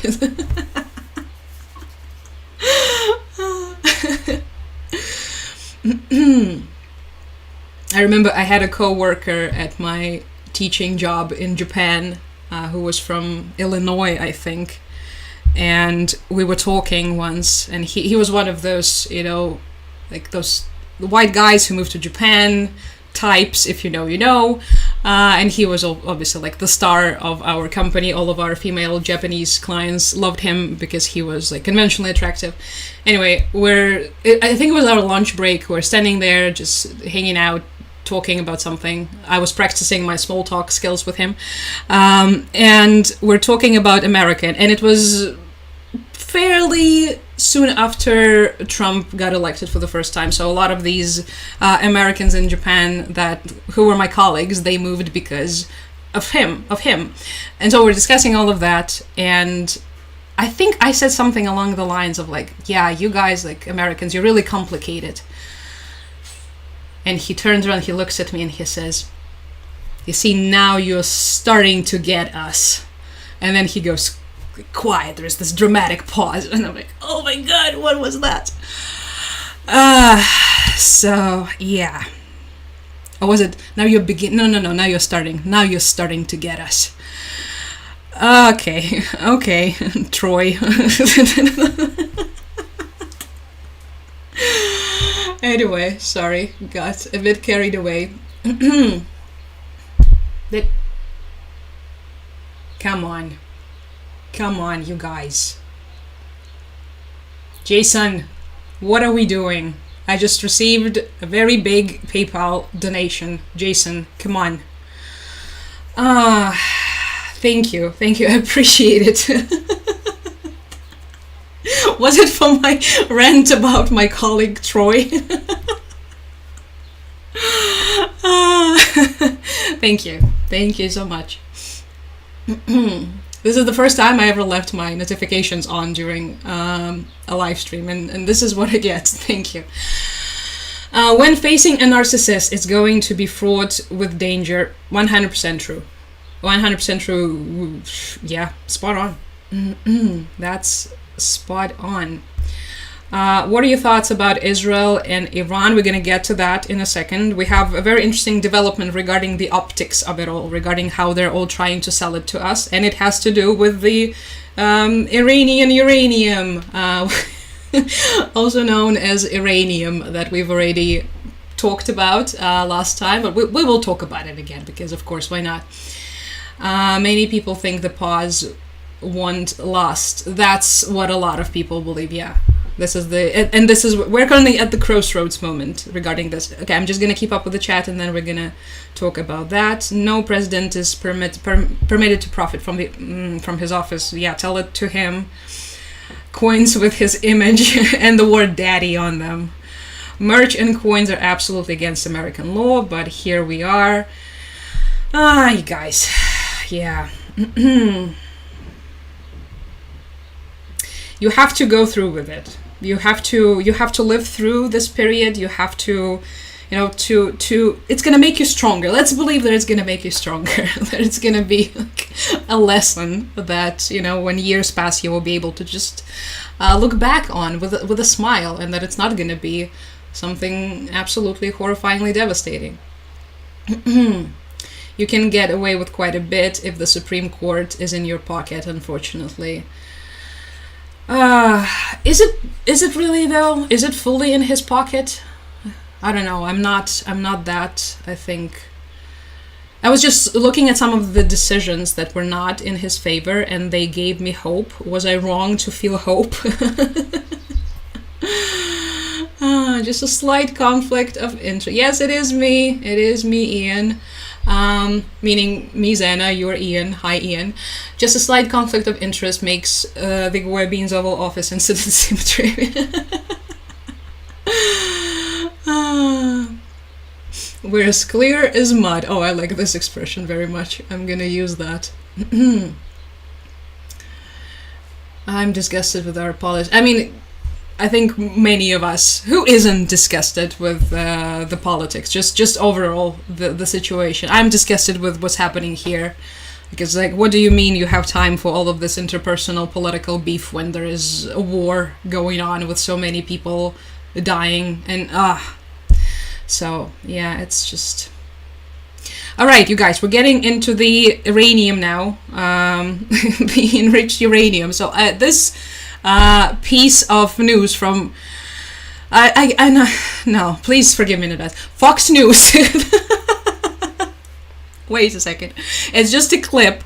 It was Fox News' Jennifer Griffin asking Pete Hegseth whether or not he's certain that none of that highly enriched uranium was moved. Because what was happening is, for the last couple of days, the Trump himself and the admin people are trying to, for some reason, persuade us all that the enriched uranium was destroyed. And that was extremely confusing for, I think, many of us who were following the reports and who were following the news, because there were no reports of any sort of increased radioactive activity on the ground. So, yeah, at the same time, of course, it's something that is hard to confirm because, you know, it's really deep. The Fordo it's a really, really deep in the ground facility. So perhaps that's hard to say. But considering how much uranium was supposed to be there should have been at least something, right? So everyone was like, okay, I guess Iranians have moved the uranium. No, Trump immediately, he was the first one, I think, to barrage in and start calling journalists all kinds of names, as he does. And then Pete Hegseth escalated that with Jennifer Griffin from, Jesus forgive me, Fox News. So let me just play this clip. Rich uranium. Do you have certainty that all the highly enriched uranium was inside the Fordo Mountain, or some of it, because there were satellite photos that showed more than a dozen trucks there 2 days in advance?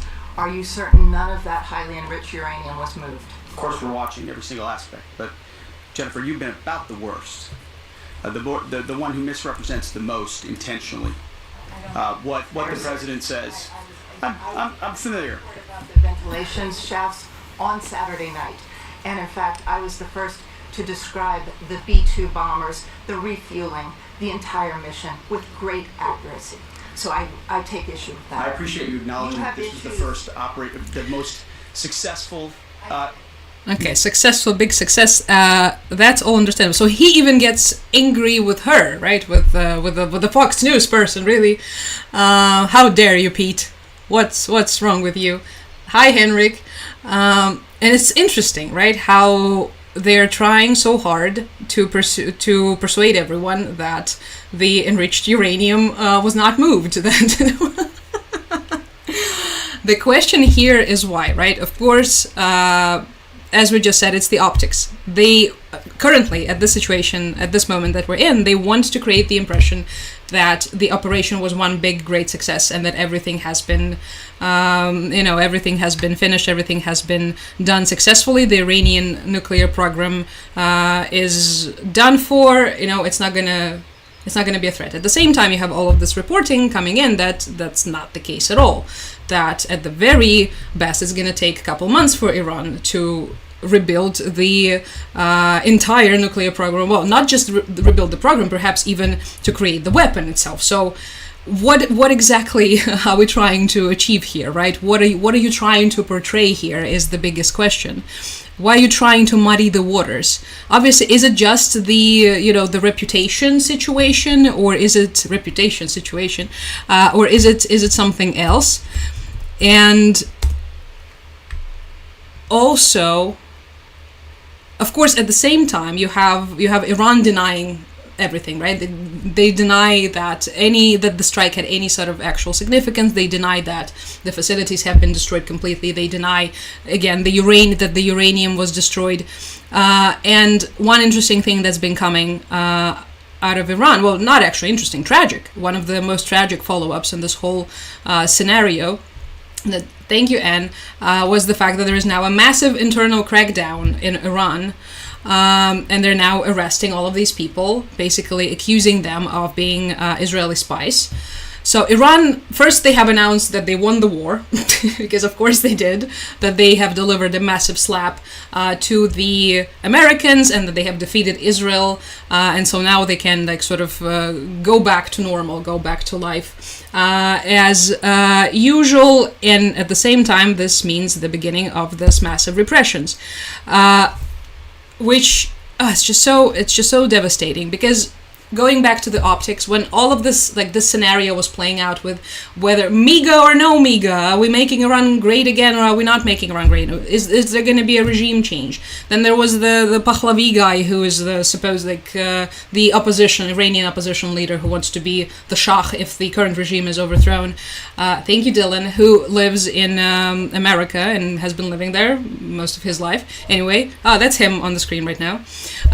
All of this talk about the possible regime change, of course, as it does give people who are anti-regime, who are living in the country, a lot of hope. So a lot of people started perhaps maybe voicing their dissatisfaction with the regime, or maybe trying to, well, you know how people act when there is at least a little bit of hope. And then, of course, it's gonna inevitably, now that all of this is over and there is no MIGA, now the repressions are gonna begin. So within days, this is Reuters reporting, but I read it from several other media outlets as well. Within days of Israel's airstrikes beginning on June 13, Iranian security forces started a campaign of widespread arrests, accompanied by an intensified street presence based around checkpoints. But that was at the beginning, right? This was something that no one really minded, because whenever there is any sort of military action, this is what people expect. It happens everywhere. We have experienced something similar as well, and continue to experience something similar as well in Ukraine. But obviously it's going to continue, and there are fears that it might even worsen with time. So that's just something that really rubbed me the wrong way, because I guess as someone who knows what life under occupation is, and someone who has people that I care about at the occupied territories, I think it's a shitty thing to do, to ask, pardon my language, to ask the people who, thank you so much. Yes, I am on YouTube as well if you would like to see the stuff that I'm showing. There is a link in the bio. So not only are you giving these people hope, whenever you ask people to basically act out against in our case, for instance, it's against the occupational authority, it's just such a tremendous risk that you ask them to take. And for what? Like in our case, they do these little campaigns with maybe little Ukrainian flags or something written in Ukrainian, that people who are still loyal to Ukraine, who still want to go back into Ukraine, be a part of Ukraine, they take it all over the Russian occupied Crimea, and then they showcase this little pieces of Ukraine, showing that they still have hope, it's a nice gesture, right? And I guess it creates good optics, and it's something that makes people at the non-occupied territories feel good about themselves. But it's such a danger that these people are putting themselves in, and for what? So whenever I see stuff like this, it just causes a very, very unpleasant feeling deep inside my heart and soul. So this was probably one of the worst things to have come out of the entire situation. A Revolutionary Guard and Basij, I think it's pronounced, paramilitary units were put on alert. Internal security was the primary focus. Well, understandably. Checkpoint searches. Christ. Yeah, so that's just one of the things that followed. The Operation Midnight Hammer, I guess. Oh, wait, we have some... Sorry, went on a completely unrelated rant, and streamer of the year, everybody. Hi Lucy, how's it going? Lovely to see you too. And hi Brandon. Yeah, I know it's been a while. All safe, all good, still in Berlin, discussing enriched uranium and the repressions in Iran right now. Hey Amelia, how's it going, you guys? Alright, so that was just a completely and totally, I guess, unrelated note, but it was just something that caught my attention, really, because, and hits close home. What is this footage that... Oh, that's something... Oh, a drone flew into the Russian city of Belgorod. again, I don't really, why did I bookmark? I didn't bookmark so many important things that I wanted to show you, but I bookmarked a drone flying into the gas station, which happens daily. Again, it's just the Russian oil depots, anything that has to do with Russian oil manufacturing and dispensing and everything you can think of. Yeah, it's been hit for a while now, because the general thought here is to try and hit Putin's wallet. And of course, another important thing to remember is that Russians are also doing similar strikes on our gas stations. It's also meant to prevent the logistics, right? Because the army also needs the gas stations, and in many instances, and very often, they have to use the regular ones. So this is also, it's one of the, to interrupt the logistics is one of the goals for that. Okay, I'm gonna unbookmark this because why? Anyway, I'm just gonna go back to the map for a second. That strike that I just showed you was in Belgorod, the infamous city of Belgorod, which is right here. It's very close to Kharkiv, one of the main culprits in the bombings of Kharkiv, that recently started to feel the war as well. That apparently when you start the war might come back and hit you in the face. Who could have thought? So, yeah. Reached the radio. Alright. I had a couple more things. If there's anything you guys would like to know. Oh, thank you, Kiwi Jess. Thank you. That's so sweet of you. If there's anything you would like to know, if there's anything that I forgot to discuss but promised, which I most likely did, please let me know while I go back to... Oh, good thing. I promised you more good things last time. We had a prisoner exchange, which is always wonderful to see and hear. This is from Zelensky's official Telegram channel. This is the video of the guys who... So they're being brought back into the country. Usually it's... I think most of the times it's from the Belarusian territory. And then they're put on like regular buses. What are we yelling? We're yelling Ukraina ponad uсе, which is Ukraine above all else. Ukraine above all. And there are some beautiful pictures here too. It's just always... I think one of the most heartbreaking things about seeing the POWs return is the eyes. Just the eyes, they never lie. The amount of pain, especially whenever there are side-by-side comparisons. I just cannot bring myself to look at those. You can just tell that, yeah, these people have been through one of the worst things ever, because the Russian captivity is notorious for the tortures. It's notorious for awful treatment of the people. Recently there was one of the instances that went, at least here it was discussed pretty widely, that one of the prisoners, Ukrainian prisoners of war, had "Glory to Russia" engraved on his body while in the Russian captivity. So, yeah, knowing what they're going through in those prisons all across Russia, yeah, it's just extra heartwarming to see. To see them returning. And this is Zelensky in his little suit. If anyone wanted a close-up of Zelensky's suit, it's not even a suit, it's some kind of a jacket. Okay, let me see what you guys are saying. Again, if there's anything, please let me know. We're gonna be live for, I think, maybe about half an hour more, and then I'll probably be on my way. So yeah, if there's anything that you would like to ask, thoughts, feelings, anything you would like to share with the class, this is the time, here or on YouTube too. But there's the whole 26 of you. Come to YouTube, everybody. Come to YouTube. What's up with Russians sending their dad to Ukraine with fallen soldier exchanges? It's a psyop. Well, not a psyop. Okay, so it's a psychological operation in a sense that for the longest time ever, one of the things that the Russians have been doing, they've been trying to spread this idea that, first of all, the Ukrainian government is lying to the Ukrainians about the number of people who were dead, about the number of people who, well, mostly the death count. It's very important because, of course, it's an extremely sensitive topic.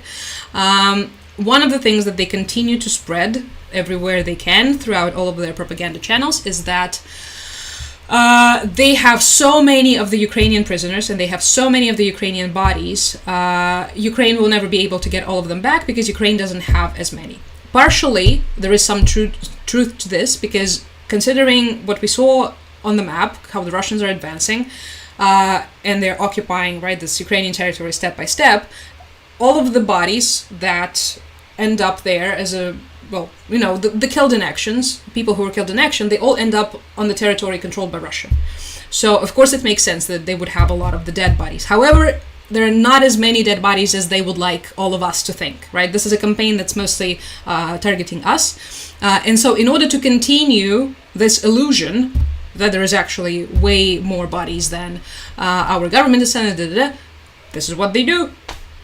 I didn't know this was possible. When I first learned about this, I was like, well, yeah, of course they would do something like this, but also why? Then I started to think this is the only explanation I could come up with.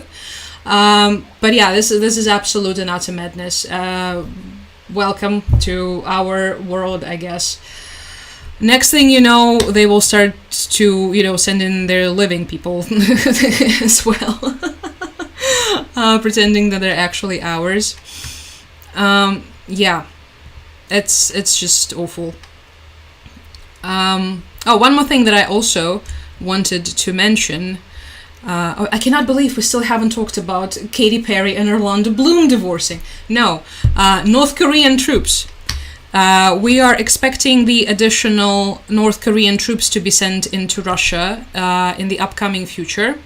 So there is a possibility of that. Of course, they continue to send weapons to Russia, right? This hasn't stopped. Look at this picture. God. It's Kim Jong-un and Putin doing a little clink with their wine glasses, thinking who's gonna poison whom first, probably. Anyway, they have been continuing to send the weapons to Russia. The worst one, probably, out of all the stuff that they've been sending is the missiles. So a lot of the North Korean missiles these days have been used to bomb our cities. But also, yeah, they've also been sending ammo. They've been sending, you know, all kinds of nasty stuff.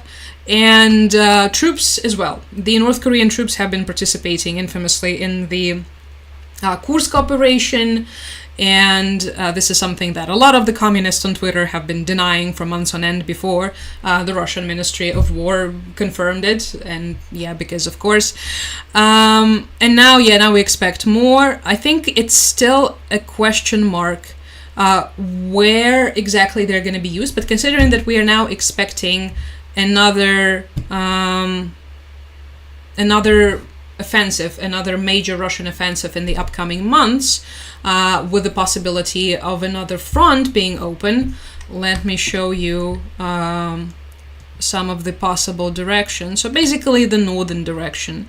One of the most likely ones that everyone is considering is, of course, everything north of Kiev region, because Kiev remains, of course, one of the most valuable targets for them. So if they were to if they were to open a new direction, this would be probably a very likely one. Another one is the one that is close to me. Yay! No, it's the one that we have briefly mentioned last time we were talking. It's the one where Belarusian training is currently happening. So it's in Brestskaya Oblast of Belarus, and the aim of such an incursion, if the Russians were to attempt and invade from that direction, would be to cut us off from the west, right? So because our Volynska Oblast borders Poland, for instance, is one of the, it's not a secret of any sort that we have train tracks, we have roads connecting us to Poland, and Rzeszów in Poland is one of the most important, at least it used to be one of the most important NATO military base, through which a lot of equipment used to come through. It's not a secret, it's not a classified information. I don't know any classified information, so don't worry, we're not revealing anything.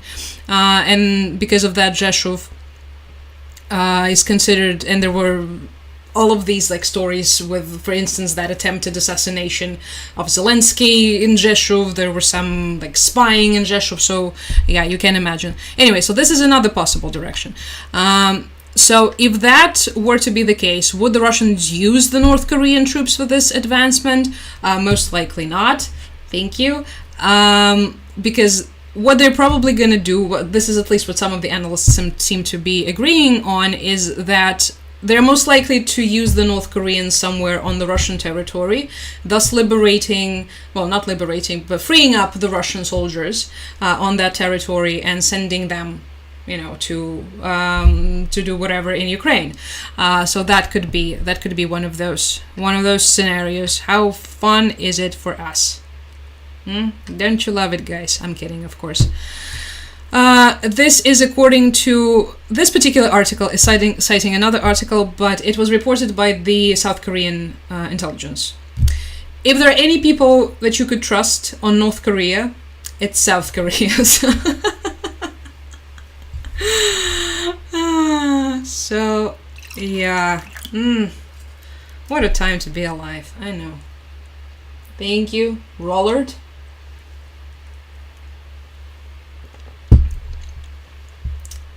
YouTube chat is alive now.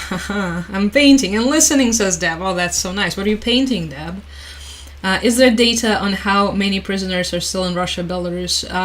No, only their data, I think, is the main source. There is such a mess everywhere, not even on our side too.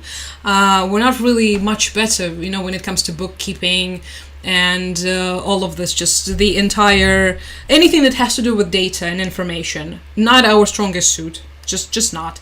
It's the, you know, classic, I don't even know what that is. I wanted to say that it's like some post-Soviet thing. No, I think in the Soviet Union, if there was anything good at it, it was the bureaucracy. Although during the World War II, infamously, this was also a massive issue with just thousands of people, tens of thousands of people just disappearing and no one ever knowing, you know, what happened to them. Of course, they were most likely killed in action. No one ever learned what happened to them. So anyway, so no one really knows, I think, the exact number. There were some like approximate numbers, and they differ depending on who you ask, because of course, fog of war, one side is going to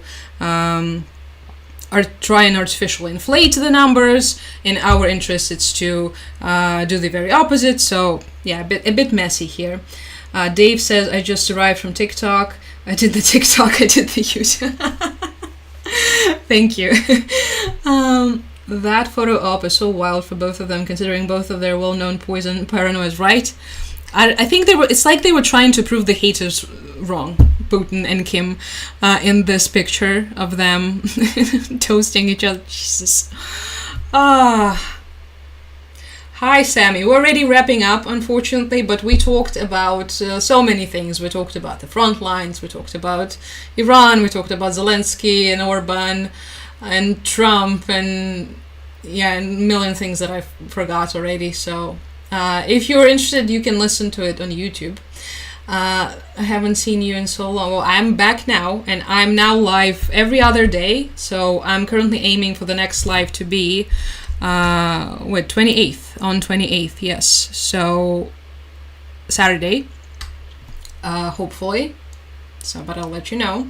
The North Korean troops are not really the best material. Are there any older troops left from... it's actually a very interesting question of whether or not they are good or not. From everything that I have heard, they're not as bad as many people would, think they were. Thank you. A lot of people were under the impression that, there are these just nobodies, from nowhere, that they have no idea what they're doing. They are trained. They are trained, and a lot of them are trained pretty good. They're very good at team working. One of the things that our soldiers pointed out is how they work to intercept the drones. They work in groups. So like there would be 3 or 4 North Korean soldiers. One will be deliberately distracting the drone, trying to get the drone's attention, while the others will be trying to work like together to get it. And this is something that they haven't seen this much from the Russian side, because like on the Russian side there are a lot of disparities in experience. Same with our side too, but the North Koreans were really impressive. There were still obviously mass casualties, because as you can imagine, the whole strategy of trying to distract a drone with yourself is probably not the most like efficient thing in terms of the numbers of people that, yeah, well, you can imagine. But this is clearly no problem for them. They're doing this to train. Kim is sending these troops, Kim, and I imagine this is coordinated with C, they're sending in these troops to train, to see the modern NATO weaponry, to see the real combat, and to prepare for the combat that they're going to fight in the future. So, yeah, they're obviously not, some cyborg fighters, some Terminators, but they're not as bad as a lot of people were assuming they would be.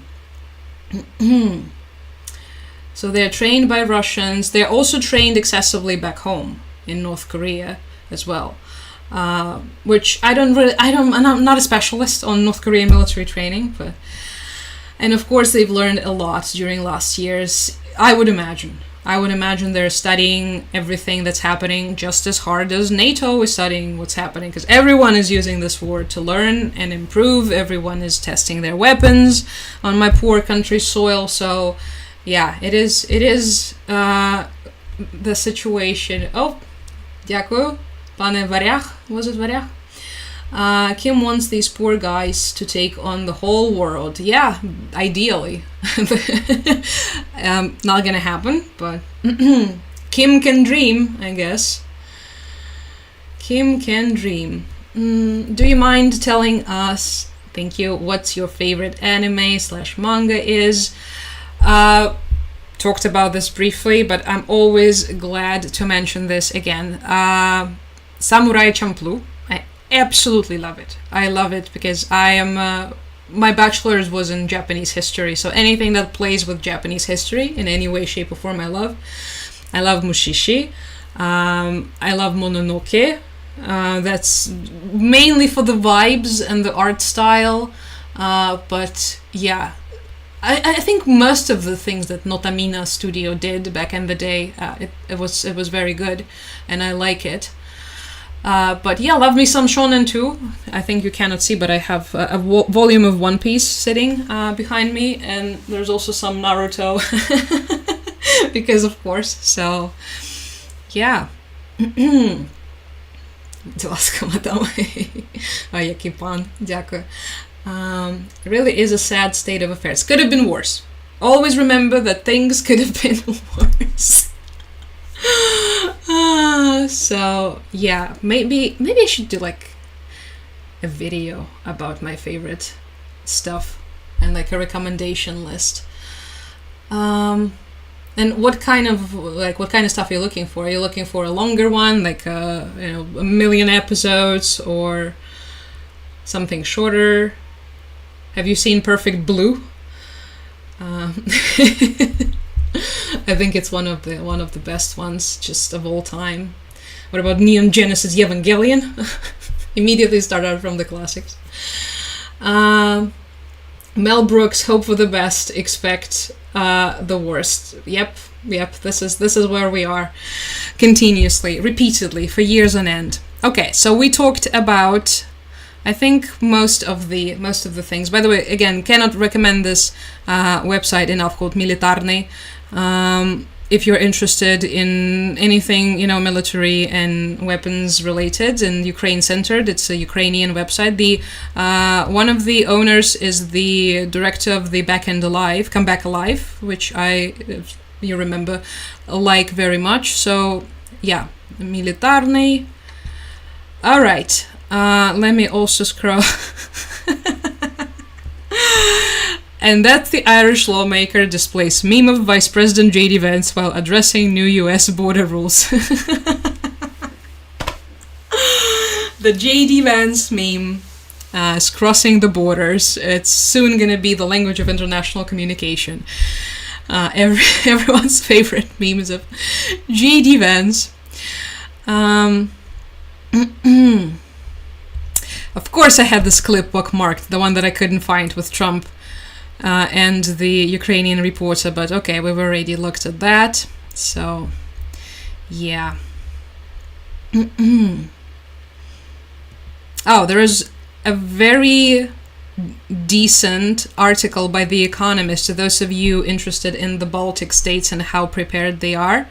If you are on Twitter, I'm gonna repost this post from Stanislav Aseev. If you are not following him, you should.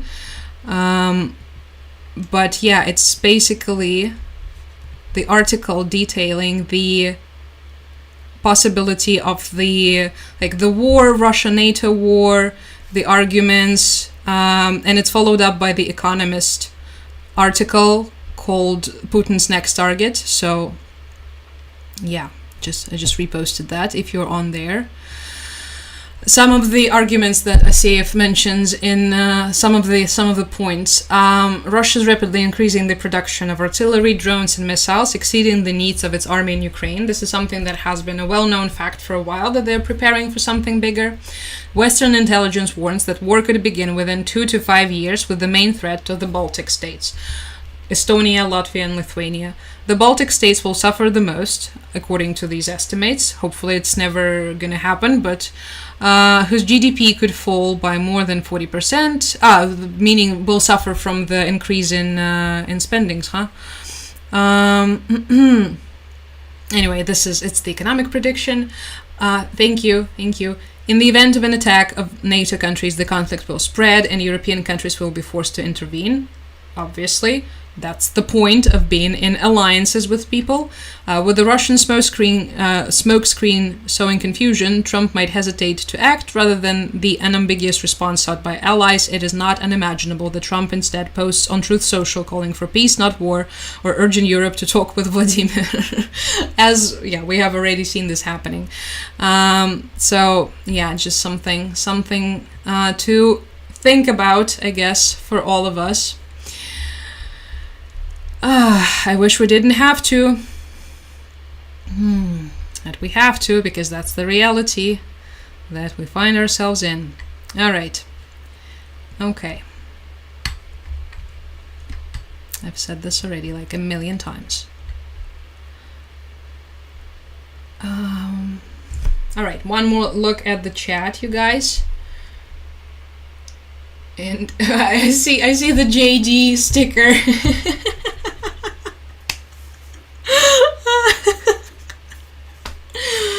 JD, what are you doing here? What are you doing here?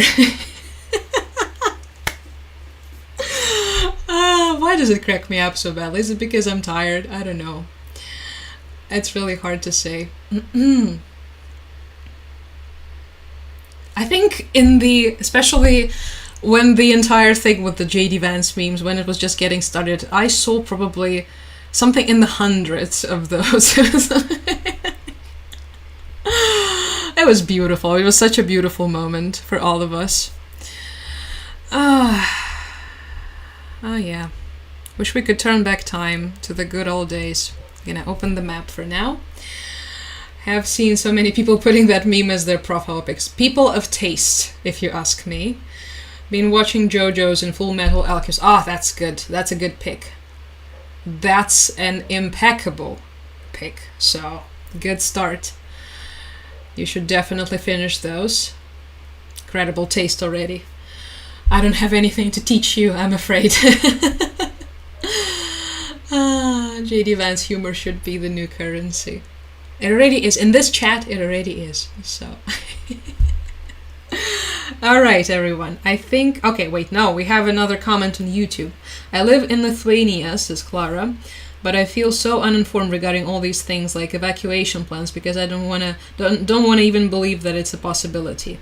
Well, one good thing is that at least there are people, who are already thinking about this, which is one of the points of having a government. They're supposed to be doing this for you. And of course, one of the reasons for why it's done in the first place is that so that you wouldn't have to, right? If you want peace, prepare for the war, basically, type of scenario. I think it's kind of part of the reasons why they're not really that loud when they're announcing it, because when that announcement for Vilnius was, it was about like all of these, plans being made for possible evacuation of Vilnius, and not just the people. I think they were also talking about like the museums and the archives and all of this, and then it kind of sort of disappeared because of course you don't want to cause panic, but it's good that they're thinking these things through. This is something that I think our experience have taught a lot of people, because we were in denial, and I think the worst thing about it was that our government was in denial for such a long time about the fact that we're gonna get invaded. Everybody thought that, it would be all right, or at the very worst, it's just gonna be like limited to Donbass, and that it wouldn't be like a full-scale invasion thing. And we ended up being completely and utterly unprepared. So people in the front line, what became immediately occupied territories, some of them woke up already with the Russian tanks rolling through their villages and through their towns, and that's just a horrifying reality to wake up to. And some people woke up and found themselves in the middle of the battle. So a lot of things were something, even the people who were, for instance, trying to be prepared, and what a mistake that hopefully Europeans will not repeat if worst comes to worst, is that, for instance, people in Kyiv who were thinking that there's going to be an invasion of Kyiv, they left for the neighboring areas. So they left for the Kyiv region, Kyivska Oblast, they left for the tiny villages, they left for the smaller towns, thinking that, okay, if something bad's going to start happening, Kyiv is going to get hit, these areas will not be. Not the case at all when the siege is in place. So if you've ever read any, sort of medieval or any sort of historic data, even not necessarily data, just fiction regarding how the sieges work, you would know that these villages, whenever there is a siege of a major castle, right, all of these villages tend to suffer. And this is what happened. We had all these horrific massacres in the Kyivska Oblast, so many awful crimes.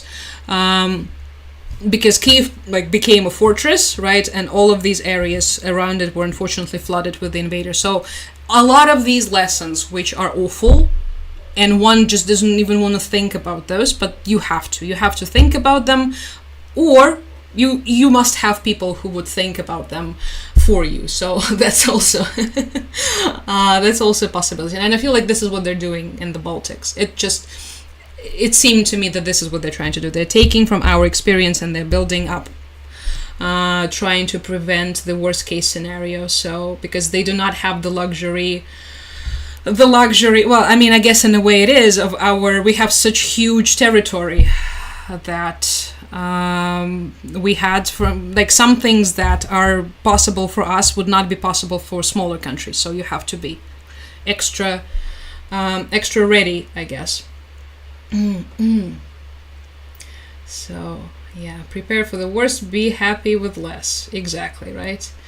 New says, if your country borders Russia, you need to be prepared. Right.